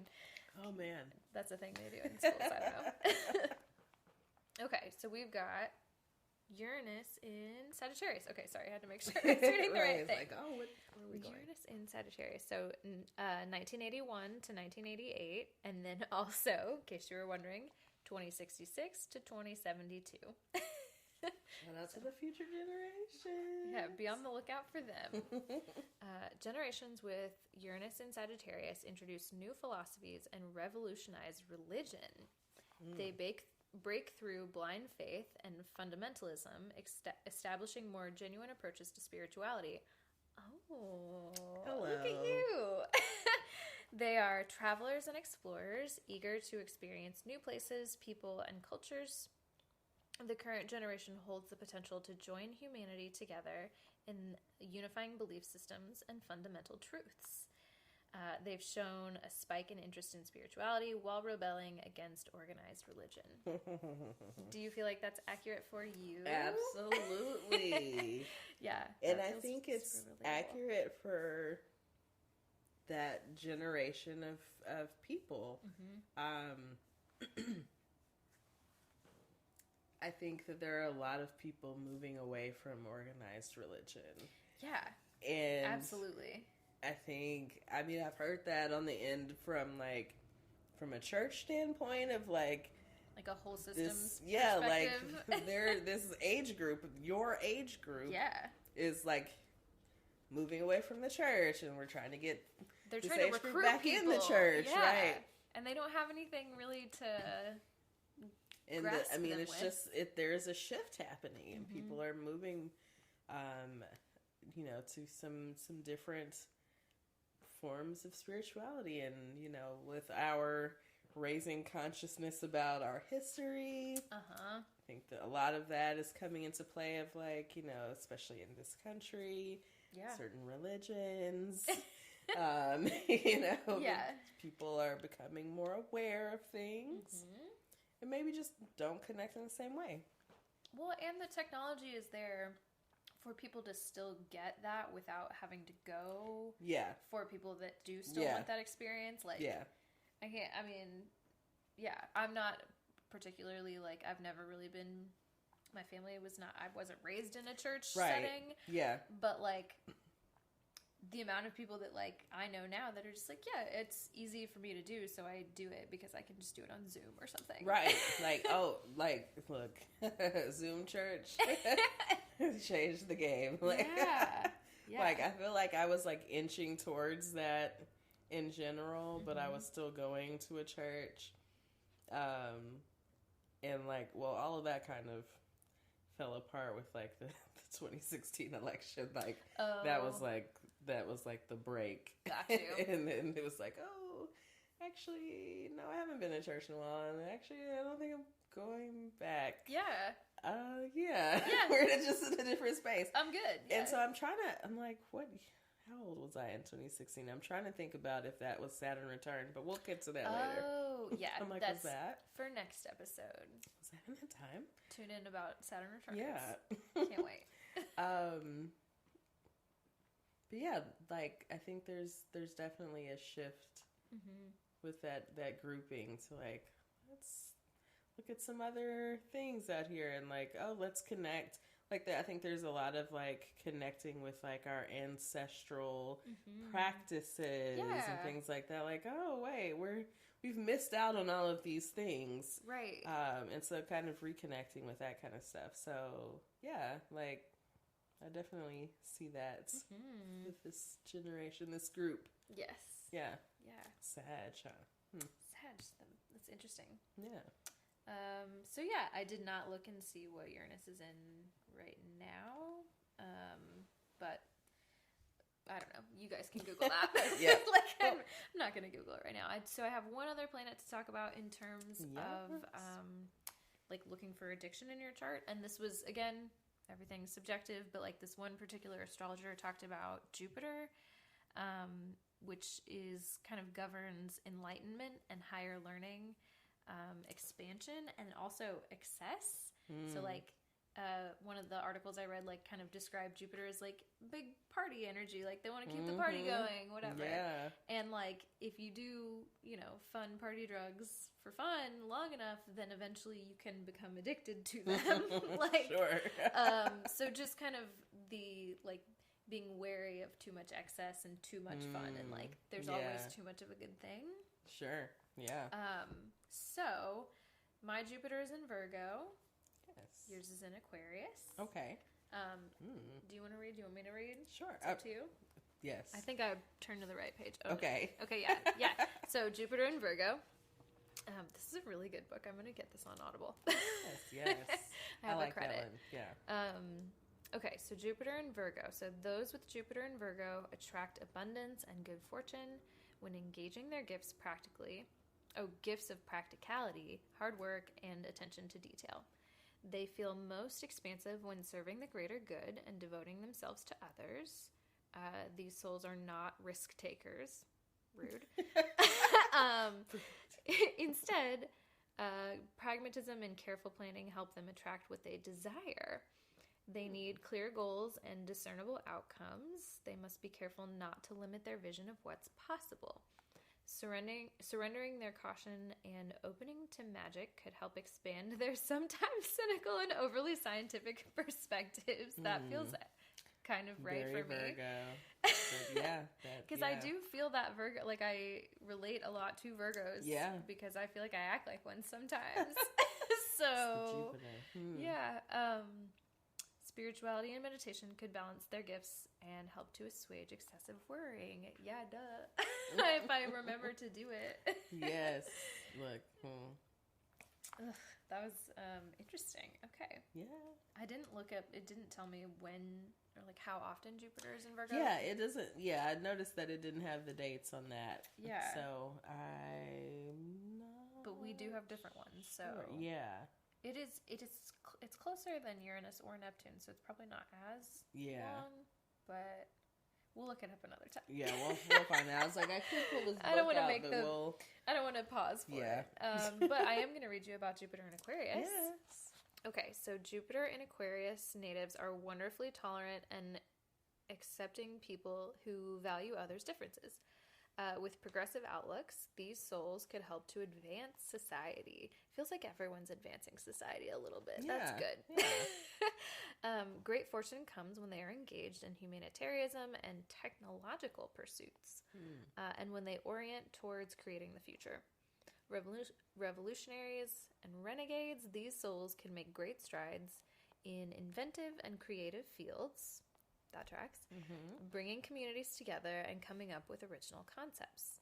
They sometimes lack in financial resources because they are not very concerned with material wealth. Well, that's a good thing. Developing their sense of responsibility and security could help to balance their considerable gifts. Okay. Yeah, I got lost at you're going to be broke. Like, this is the second thing in my chart. It's like, you're going to be broke. Sorry, that's just your life. Well, so my second house, I think my second house is in Gemini. And it doesn't say you're going to be broke, but it definitely is like, you're going to have struggles, and then, like, you're going to get there, but, like, it's going to be an interesting journey there. And I'm like, no, yeah, I don't want an interesting journey. I just want to be there. I just want to be comfortable, y'all. Yeah, right. Well, that's interesting. So yeah, we're advancing things, moving technology, yes. You're advancing things. The children are advancing things. So yeah, check out your other planets. See what they mean in terms of addiction. Jupiter, I thought, was an interesting one because I feel it in my personality somewhat. Yeah. So the Virgo energy is strong. I tell you. All right. Well, anything else in this section, or can we take one more break and come back with some thoughts and preguntas? I think we can take a break here. Okay. Cool. Yeah. All right. We'll see you in a minute. Bye. Hey y'all. We're gonna finish this thing out. All right. We got some good tangential thoughts to close us out with. So Christine, do you wanna? How how do you do an episode about drugs and escapism and not talk about our high thoughts?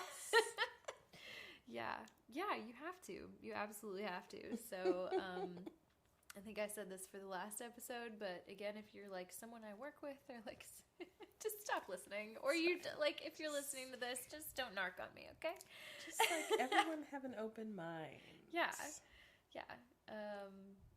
I don't know. I feel like it's ridiculous that it's like the way that it's set up in the United States, where like some states are legal and some like just legalize it and get it over with. You know, I don't want to get on my soapbox about how the legality of cannabis is rooted in racism.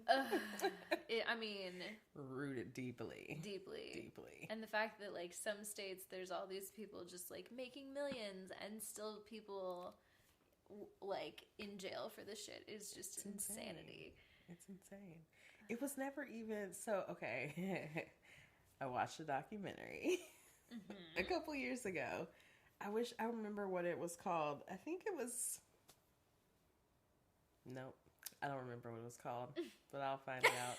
That's okay. Pisces moment of the week. Right. Yeah. Spaciness. So it was about like jazz.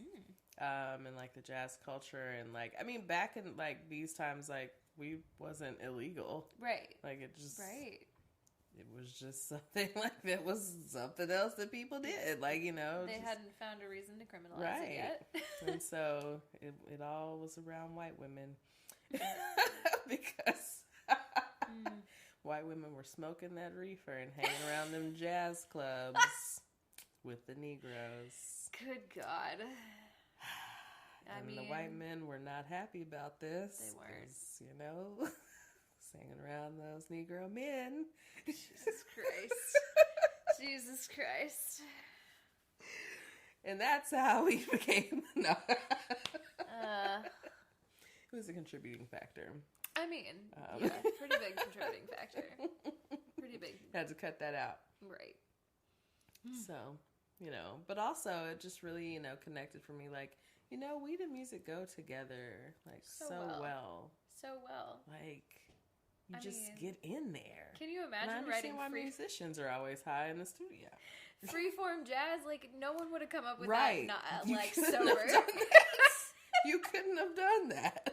Like, Jack was just down here telling you about how he does a call with a bunch of his bros every week where they listen to an album and then they talk about it or whatever. Which I think is the coolest. I'm like, oh, that's so cool. It's adorable. They started doing it in the pandemic and they still do it. And I just think it's very cute. But like, for the longest time, they were on like different kinds of jazz. And so, of course, like, Jack has this, you know, extremely bougie record set up over here. Yes. It's beautiful. And he would just like be playing fucking weird ass jazz, and I'd come home in the middle of the day like, what's going on in here? Like, what are we listening to? It's like Sun Ra or something, just like extremely like out there. I'm like, yeah, you have to be on some kind of something. Yeah. For that. It's a special connection there. I mean, I was really thinking about, jazz could not have existed. It is like so unique. Yeah. Like you can't create that with all the things that are happening in your mind every day. Right. Like, all the rest of the shit, like you have to literally free your mind to be able to create those kinds of things. Yeah, exactly. That's not just a saying for no reason. Right. Free your mind, bro. Yes. Like, get the things out. So. So what's your first question? So my first question was, what do you think about when you're high? I think you guys know. I think we've just been telling you for the last 2.5 hours. Giving you all of our high thoughts.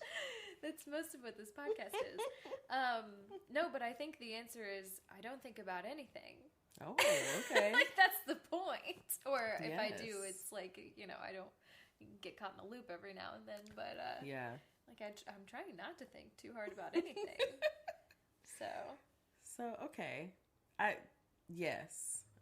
connect with that, too. Like, sometimes I don't think about anything.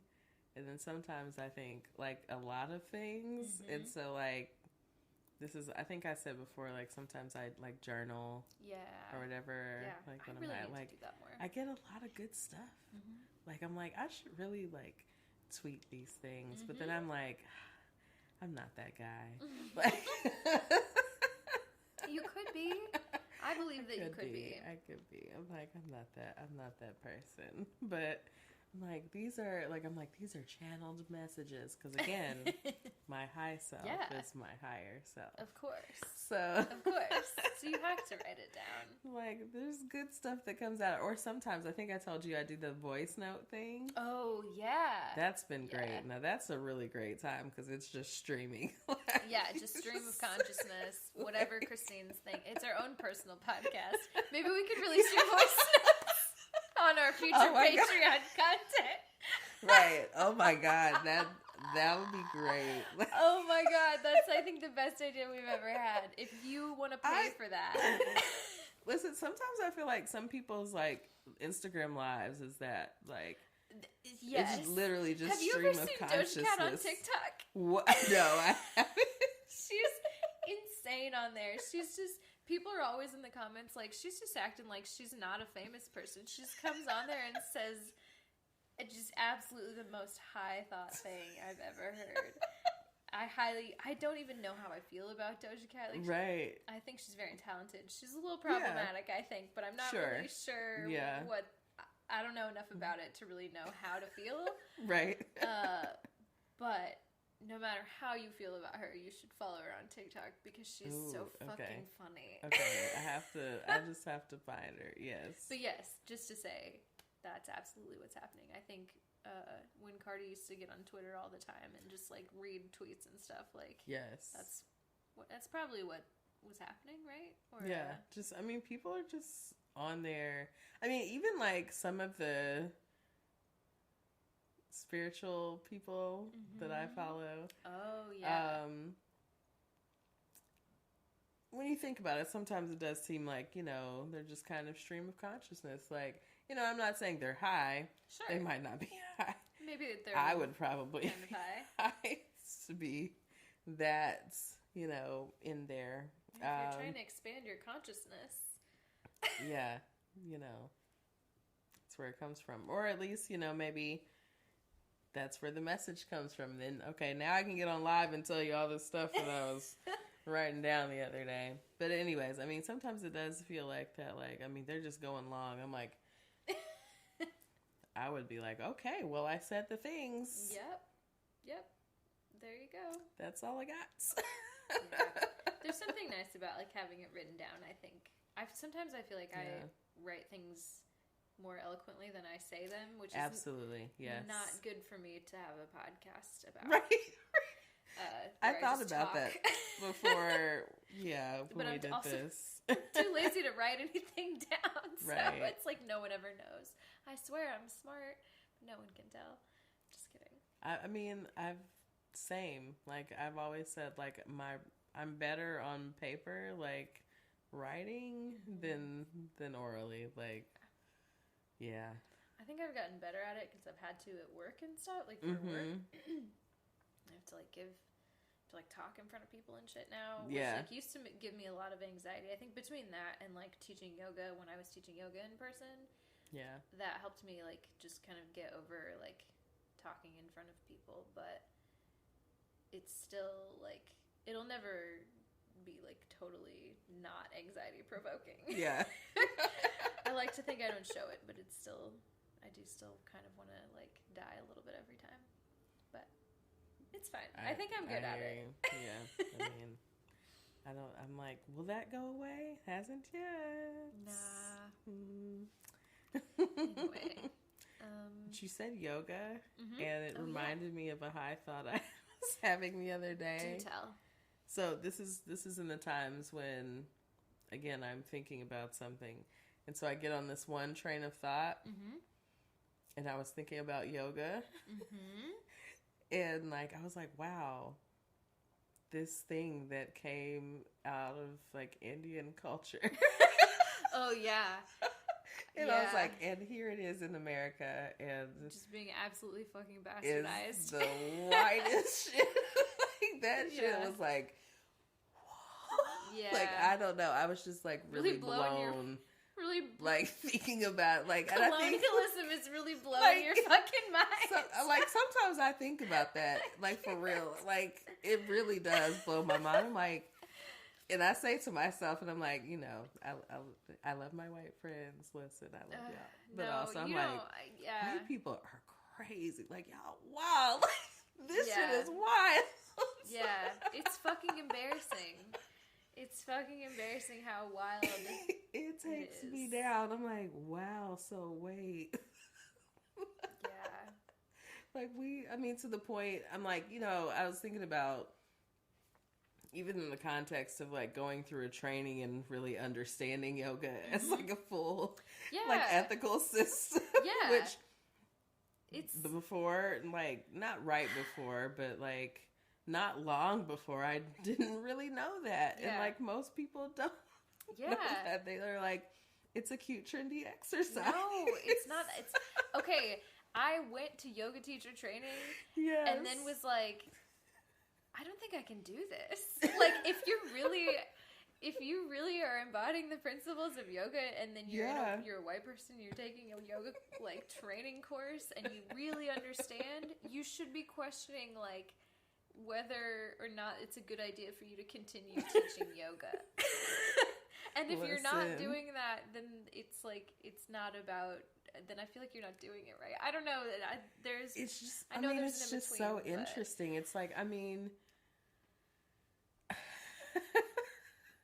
like the program I was a part of, the lady that started the program was making it super affordable and accessible because she wanted to like put a lot of people of color into the space, into the yoga space. Because it's like, it's not like we're not out here practicing or whatever. It's just like, but you don't see that. Right. And so that was kind of like her goal of making it super accessible.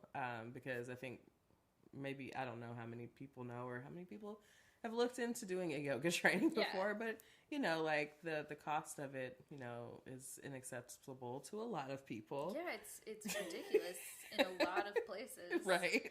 Yeah. You know, especially if you talk about doing something like immersive, like, you know, and time consuming. Like not only that, but like people you have with to have regular the time. jobs, right? Can't do it. You have to already be not working. Right, or have that kind of flexibility that you can, you know, be gone for 3, 4, 5, you know, however many weeks, at a time, or just like completely burn yourself out trying to do both at the same time. Right, yes.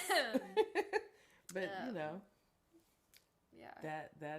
that's one of the things. But so it just kind of tripped me out, like the fact that we're trying to get more people of color into a space for something that was created by people of color. Yeah. It was like, oh, it's incredibly fucked up. It is incredibly So these are some of the things I think about when I'm high. Like, like my mind gets into that space. I'm like, how did this, I mean, I know how it happened, but like, how did this happen really? Like, someone give me the time lapse of like, how we got here. Yeah.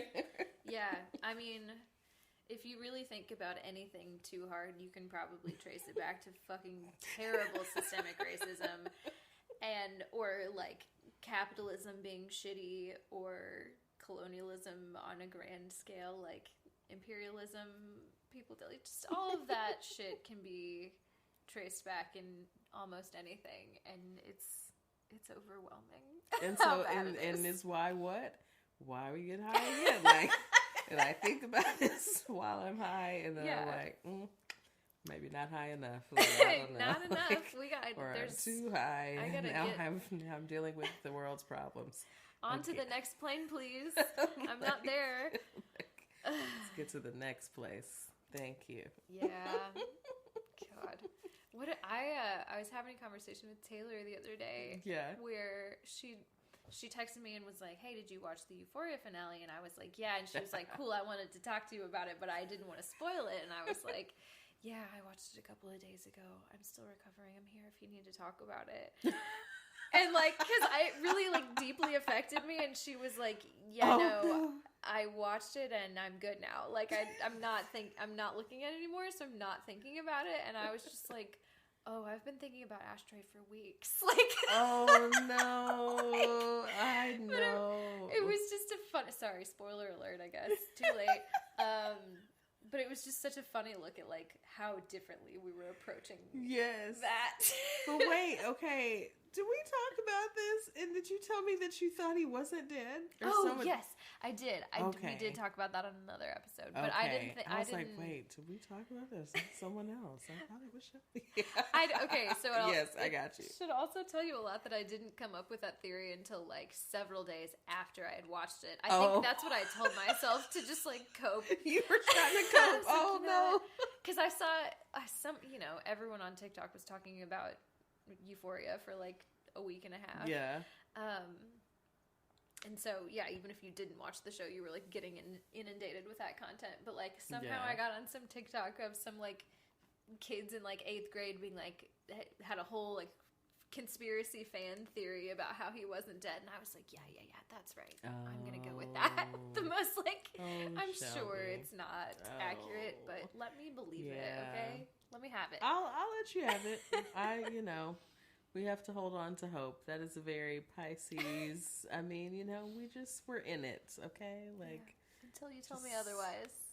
Like he could still be alive. Like, girl, I don't know. I need to know for sure.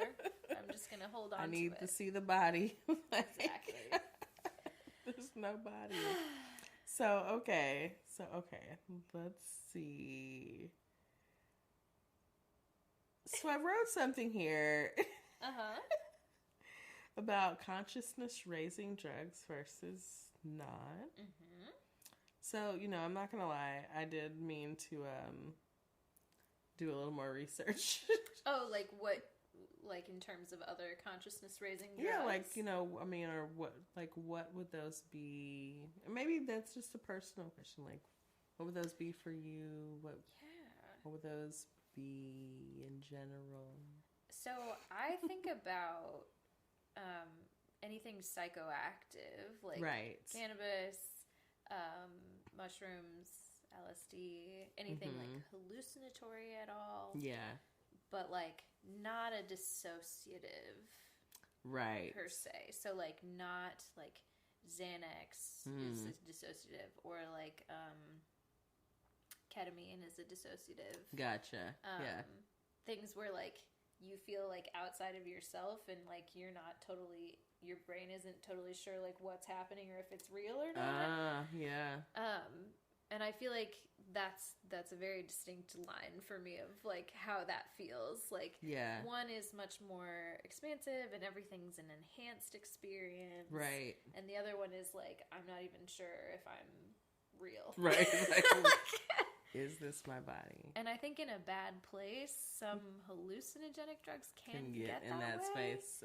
Right. But I think with an appropriate and safe dose in a controlled environment, like you are much more likely to be having a good time. Yeah. So I don't know. That's my take on that. That's definitely an experience I am open to. What do you think about,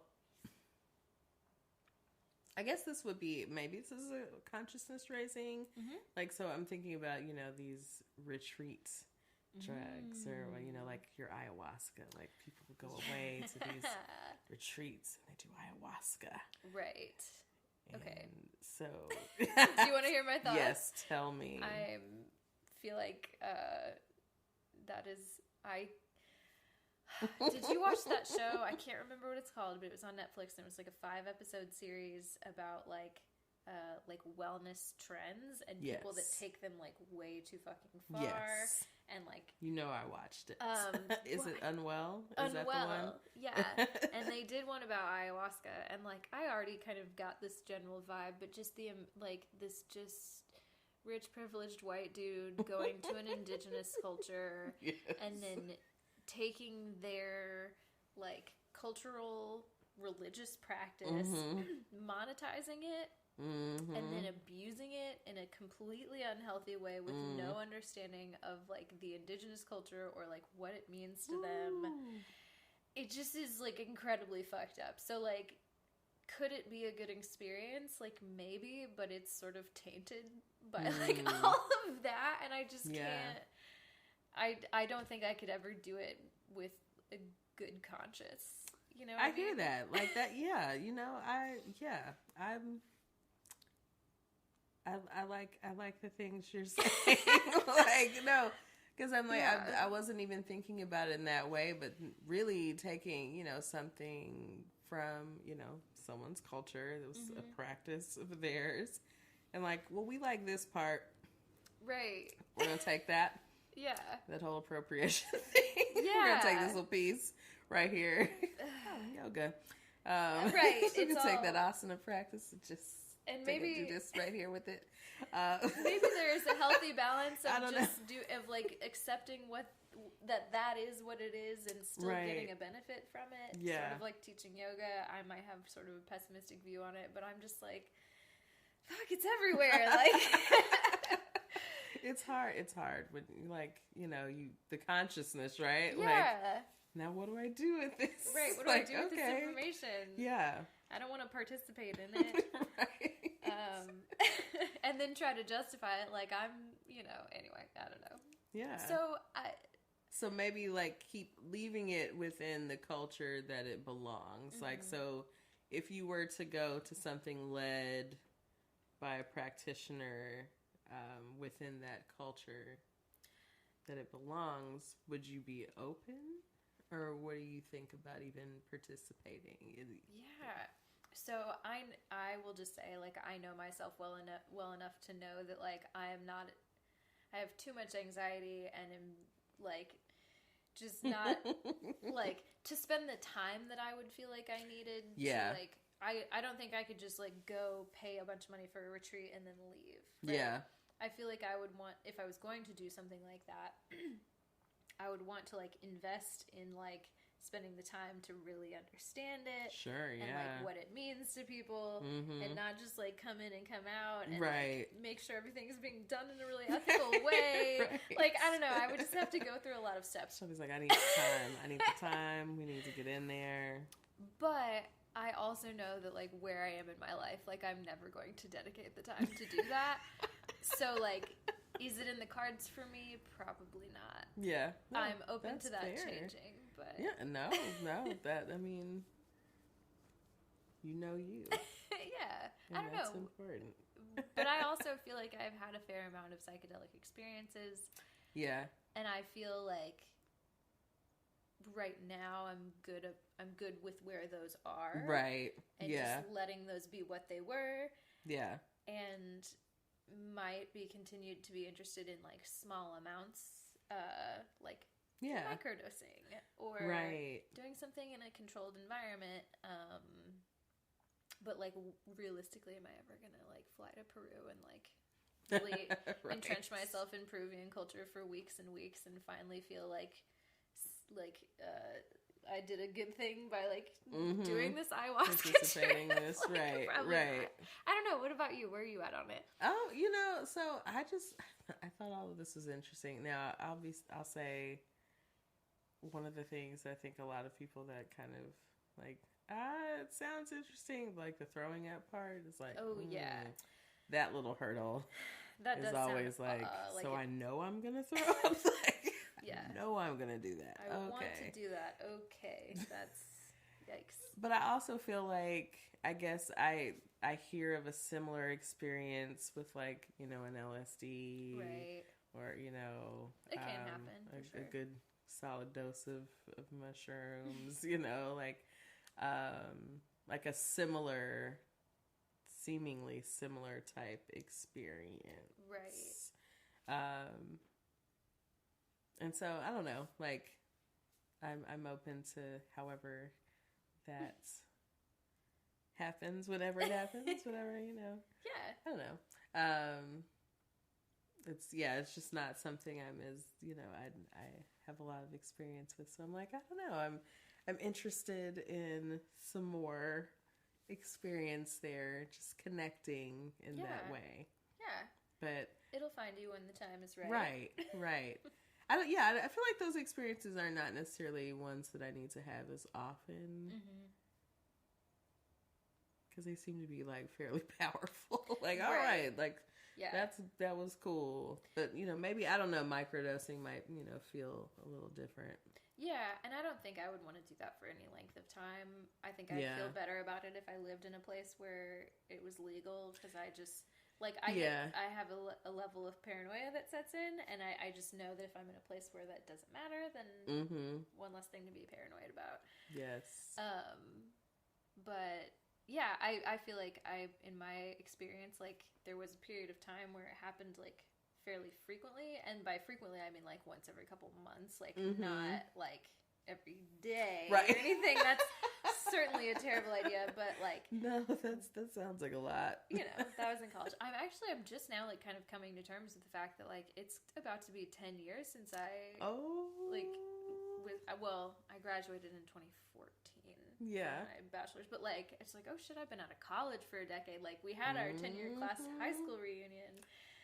Creeps up on you. Oh man. But like that high school and college are like when most of those kind of experiences were, and I'm just like, oh yeah, I have plenty of experience, but like that's in the rear view now. Like it's been a minute since I've done anything really like that. Clearly I'm still out here smoking weed, but next year will be my 20-year high school reunion. Okay, I know we had this conversation off mic, but like I always forget that Christine is older than me. And Shelby's like, you're like a couple years older. I'm like, oh no. We feel like we're the same age. I don't know if that. I didn't mean that as an insult to you. Oh, it's no. I don't take it that way at all. You it's just feel it's like, funny. Yeah, you're like, I'm coming on 10 years. I'm like, oh. Yeah. Like it's kind of trippy though. Like I talk about timeline jumping and like things like that. Sometimes it feels kind of like that. You're like, wait, how did we get to this place? Right. Like I can remember. I remember the experiences of being this age, and it's like, wait, how do we get 20 years out of high school? Yeah. Like things are moving. I know we just talked about how Matthew McConaughey is canceled, but like time is a flat circle. Listen, that's I don't know if you watched that show or not, the True Detective that he was on. No, it's really good. Okay. It doesn't seem like your jam because it's very dark, but not for me.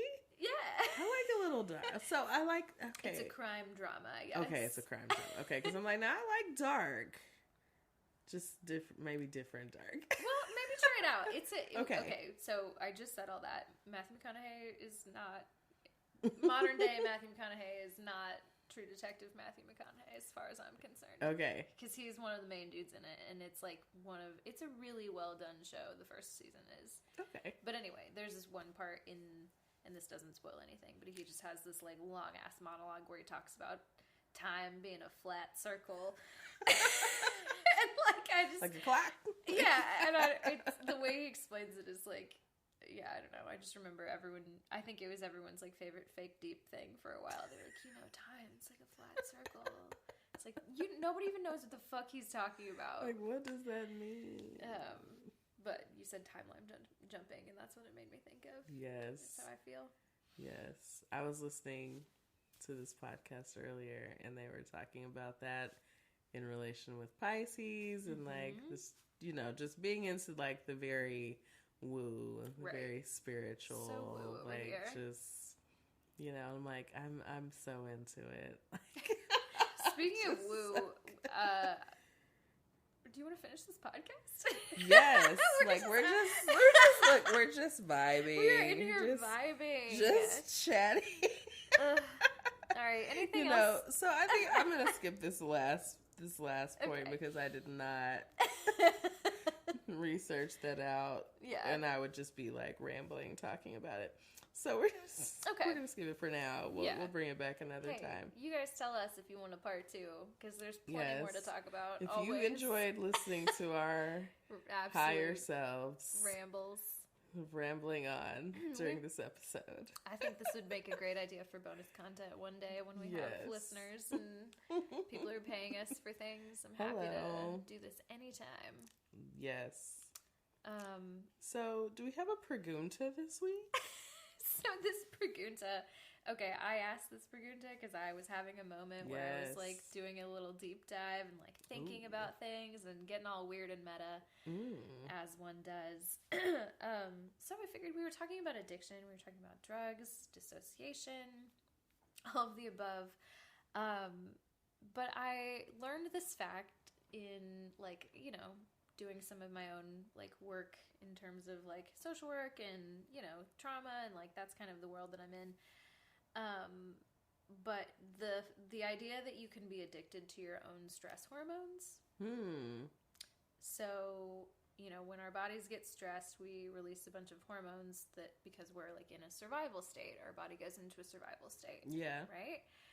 And when that happens, you know, we're sending out all these like chemicals that make us feel good so that we can like, you know, we get our adrenaline, like, oh, I gotta survive. So you get this adrenaline rush and you get like, you know, all these positive feelings from, you know, based out of stress so that you can survive. Interesting. But like when that happens, you know, you notice how people kind of like have these cycles of like self-sabotage or stuff like that, and a lot of times it's because they're in a cycle of like being addicted to the stress. Okay. So if there is no stress, then they're like trying to create some chaos so that they get the happy hormones. They get the happy rush of hormones. So just thinking about the way that we sometimes dissociate, and I know we've talked about, you know, self-sabotaged a little bit just in terms of this episode, but like it happens in all kinds of ways. I just wanted to ask you if you have ever felt that way or can relate to that concept at all. As a Pisces.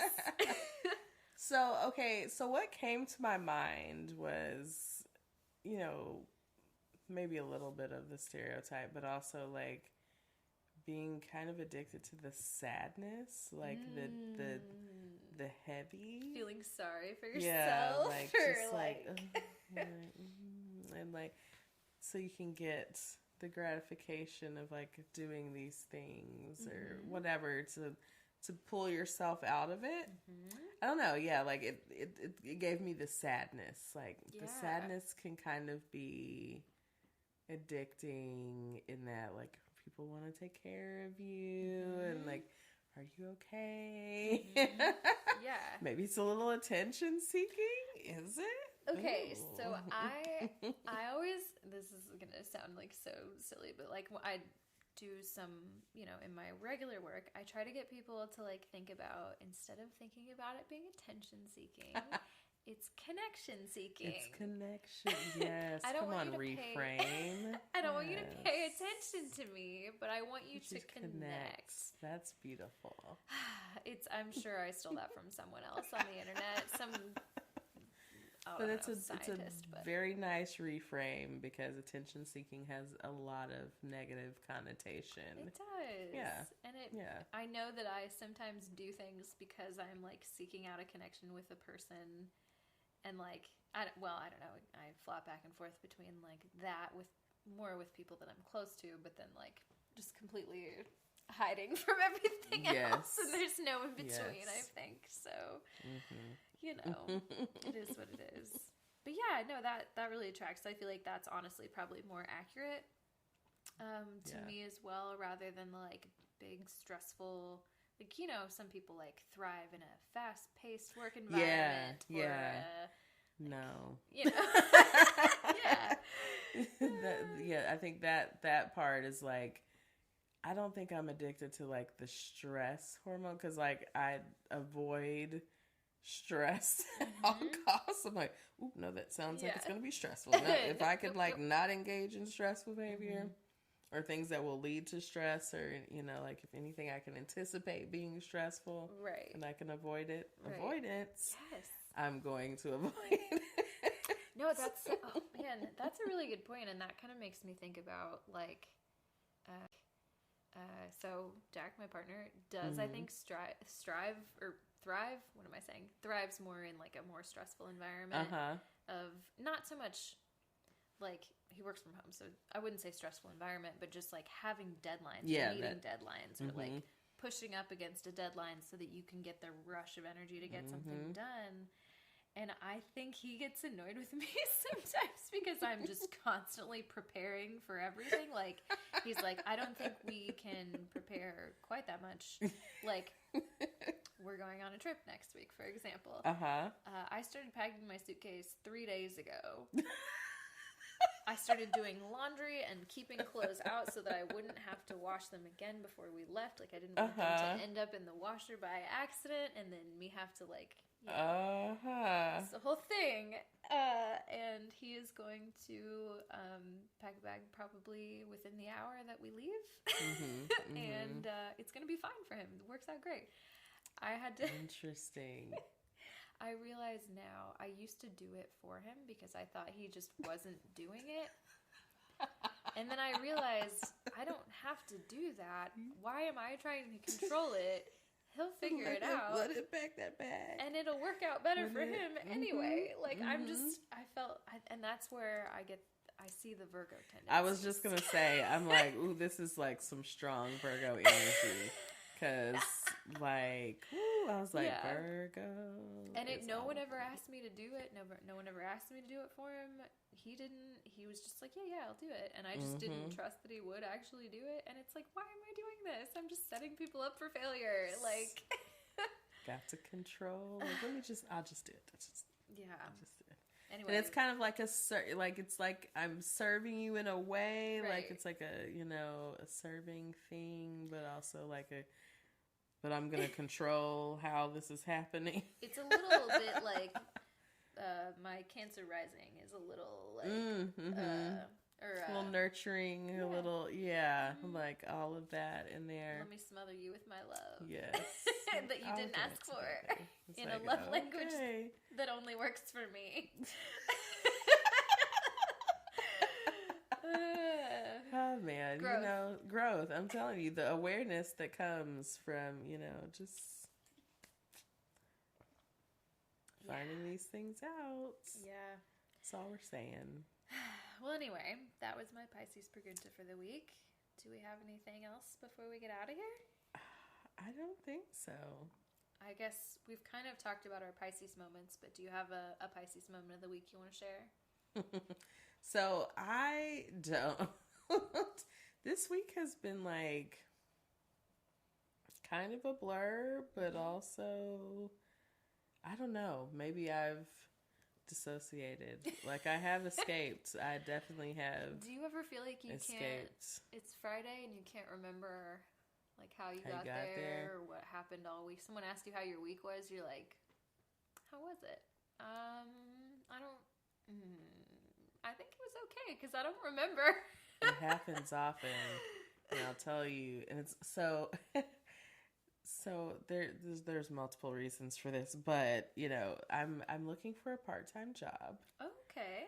Because I lose so much time. Like, same. At home, and I'm like, I am at home by myself most of the time. Yeah. And I think at this point, because now it's like been a couple years, it's like, you know what? There's value in seeing people like on a more regular basis. Yeah. And even, it's like, I don't, like, just part-time is good. It's just enough.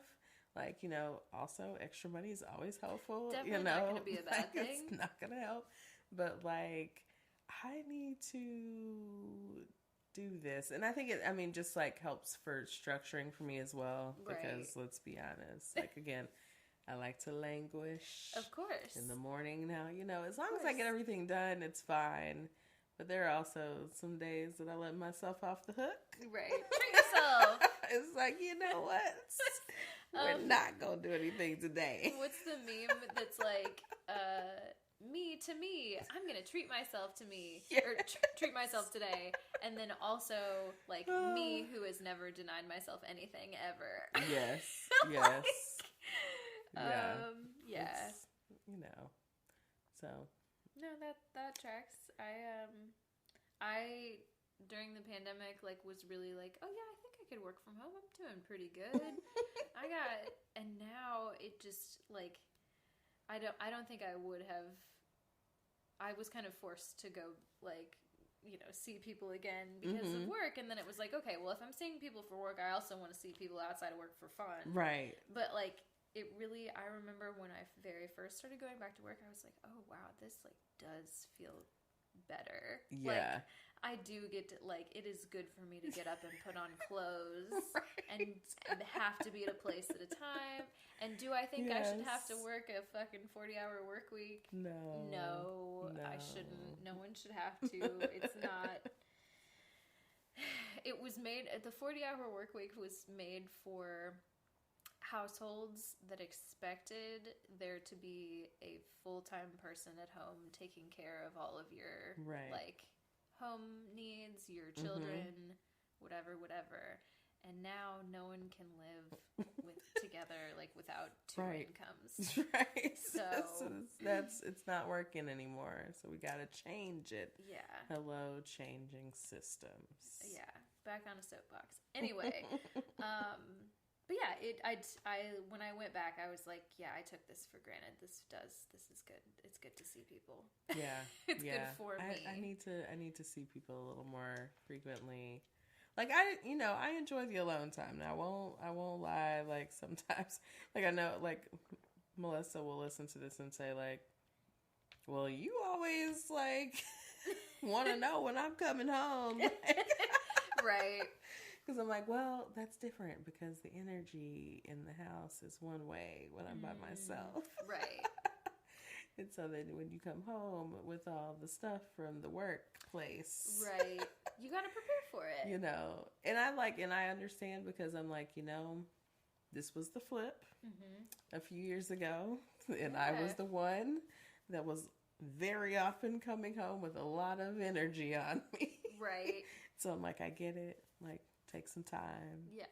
Yeah. No, that's... Get that off of you real quick. Yep. Yeah.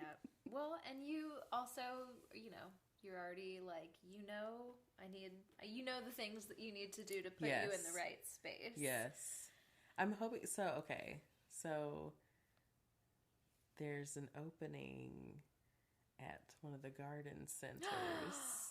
Ooh, in Nashville. And so I'm crossing my fingers because that would be just like really perfect. That would be so perfect. To be able to work with plants. Yeah. Hey, people. Yeah. Oh yeah, that'd be so cute. So we're crossing fingers for that. Yes. Okay. Yes. We'll be putting in some send the vibes. Good vibes. Yes. Like that would be a great placement. Yeah. No, that would be really nice. Sometimes I think about, we just had this whole discussion about this, but I do think about going back to teaching yoga because I did used to do that for fun. I just worked at a place that I couldn't go back to working there. It was just too corporate. Yeah. And it was, as they talk about on, the, what did you call it? Ghost of a Cult podcast? Right. Cult of a podcast. The Cult of a podcast. Yeah, I think group fitness centers, like corporate group fitness centers, are a cult. And like, do I still like the workout? Yes. But like, how I can't get that without separating that, like, it feels like a cult in here. And it's mostly like rich white women getting taken advantage of. So I'm like, whatever. But like, it's like I feel less bad about it, but like also still right. But they're still doing a lot of damage. In some ways, and in some ways, I think there are some good things about it. It's made it more accessible for people. But anyway, I don't know. I won't keep tangenting on that. But no, I mean, it's that's legit. Like, I mean, and I'm not going to say that like I think it's like bad that white people teach yoga or anything like that. It was just like oh shit, like wow. Yeah.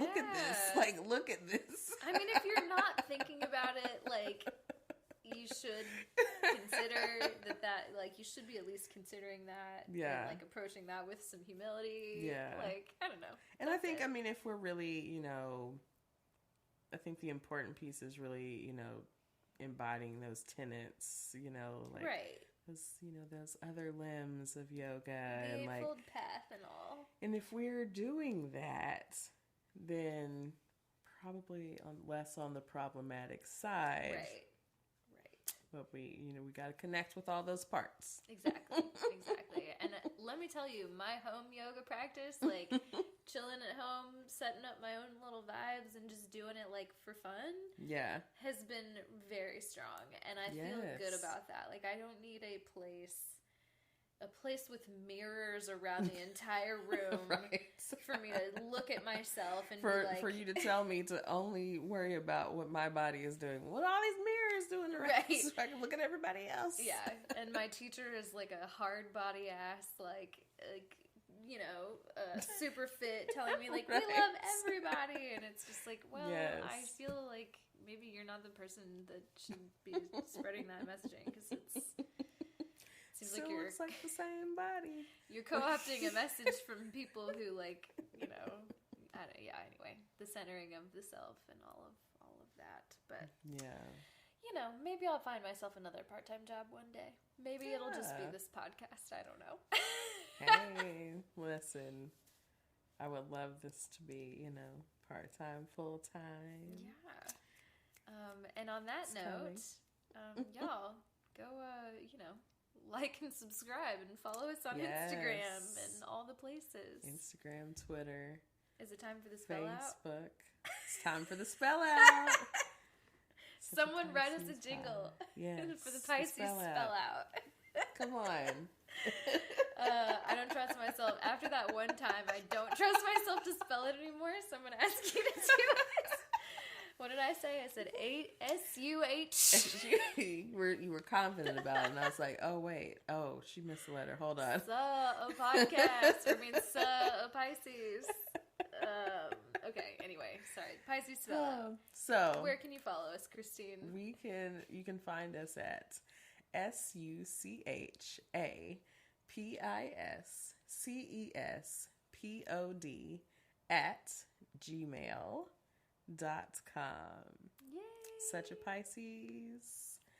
You can find us on Twitter at Such a Pisces, Instagram at Such a Pisces. That's right. And now on Facebook. We keep talking about that. And now on Facebook. It's been like we were going to be on Facebook next time soon. And now it's like, hey, we're here. We're now there. Is anyone going to find us on Facebook? Someone will. Someone will. I hope it's not my grandma. My aunt.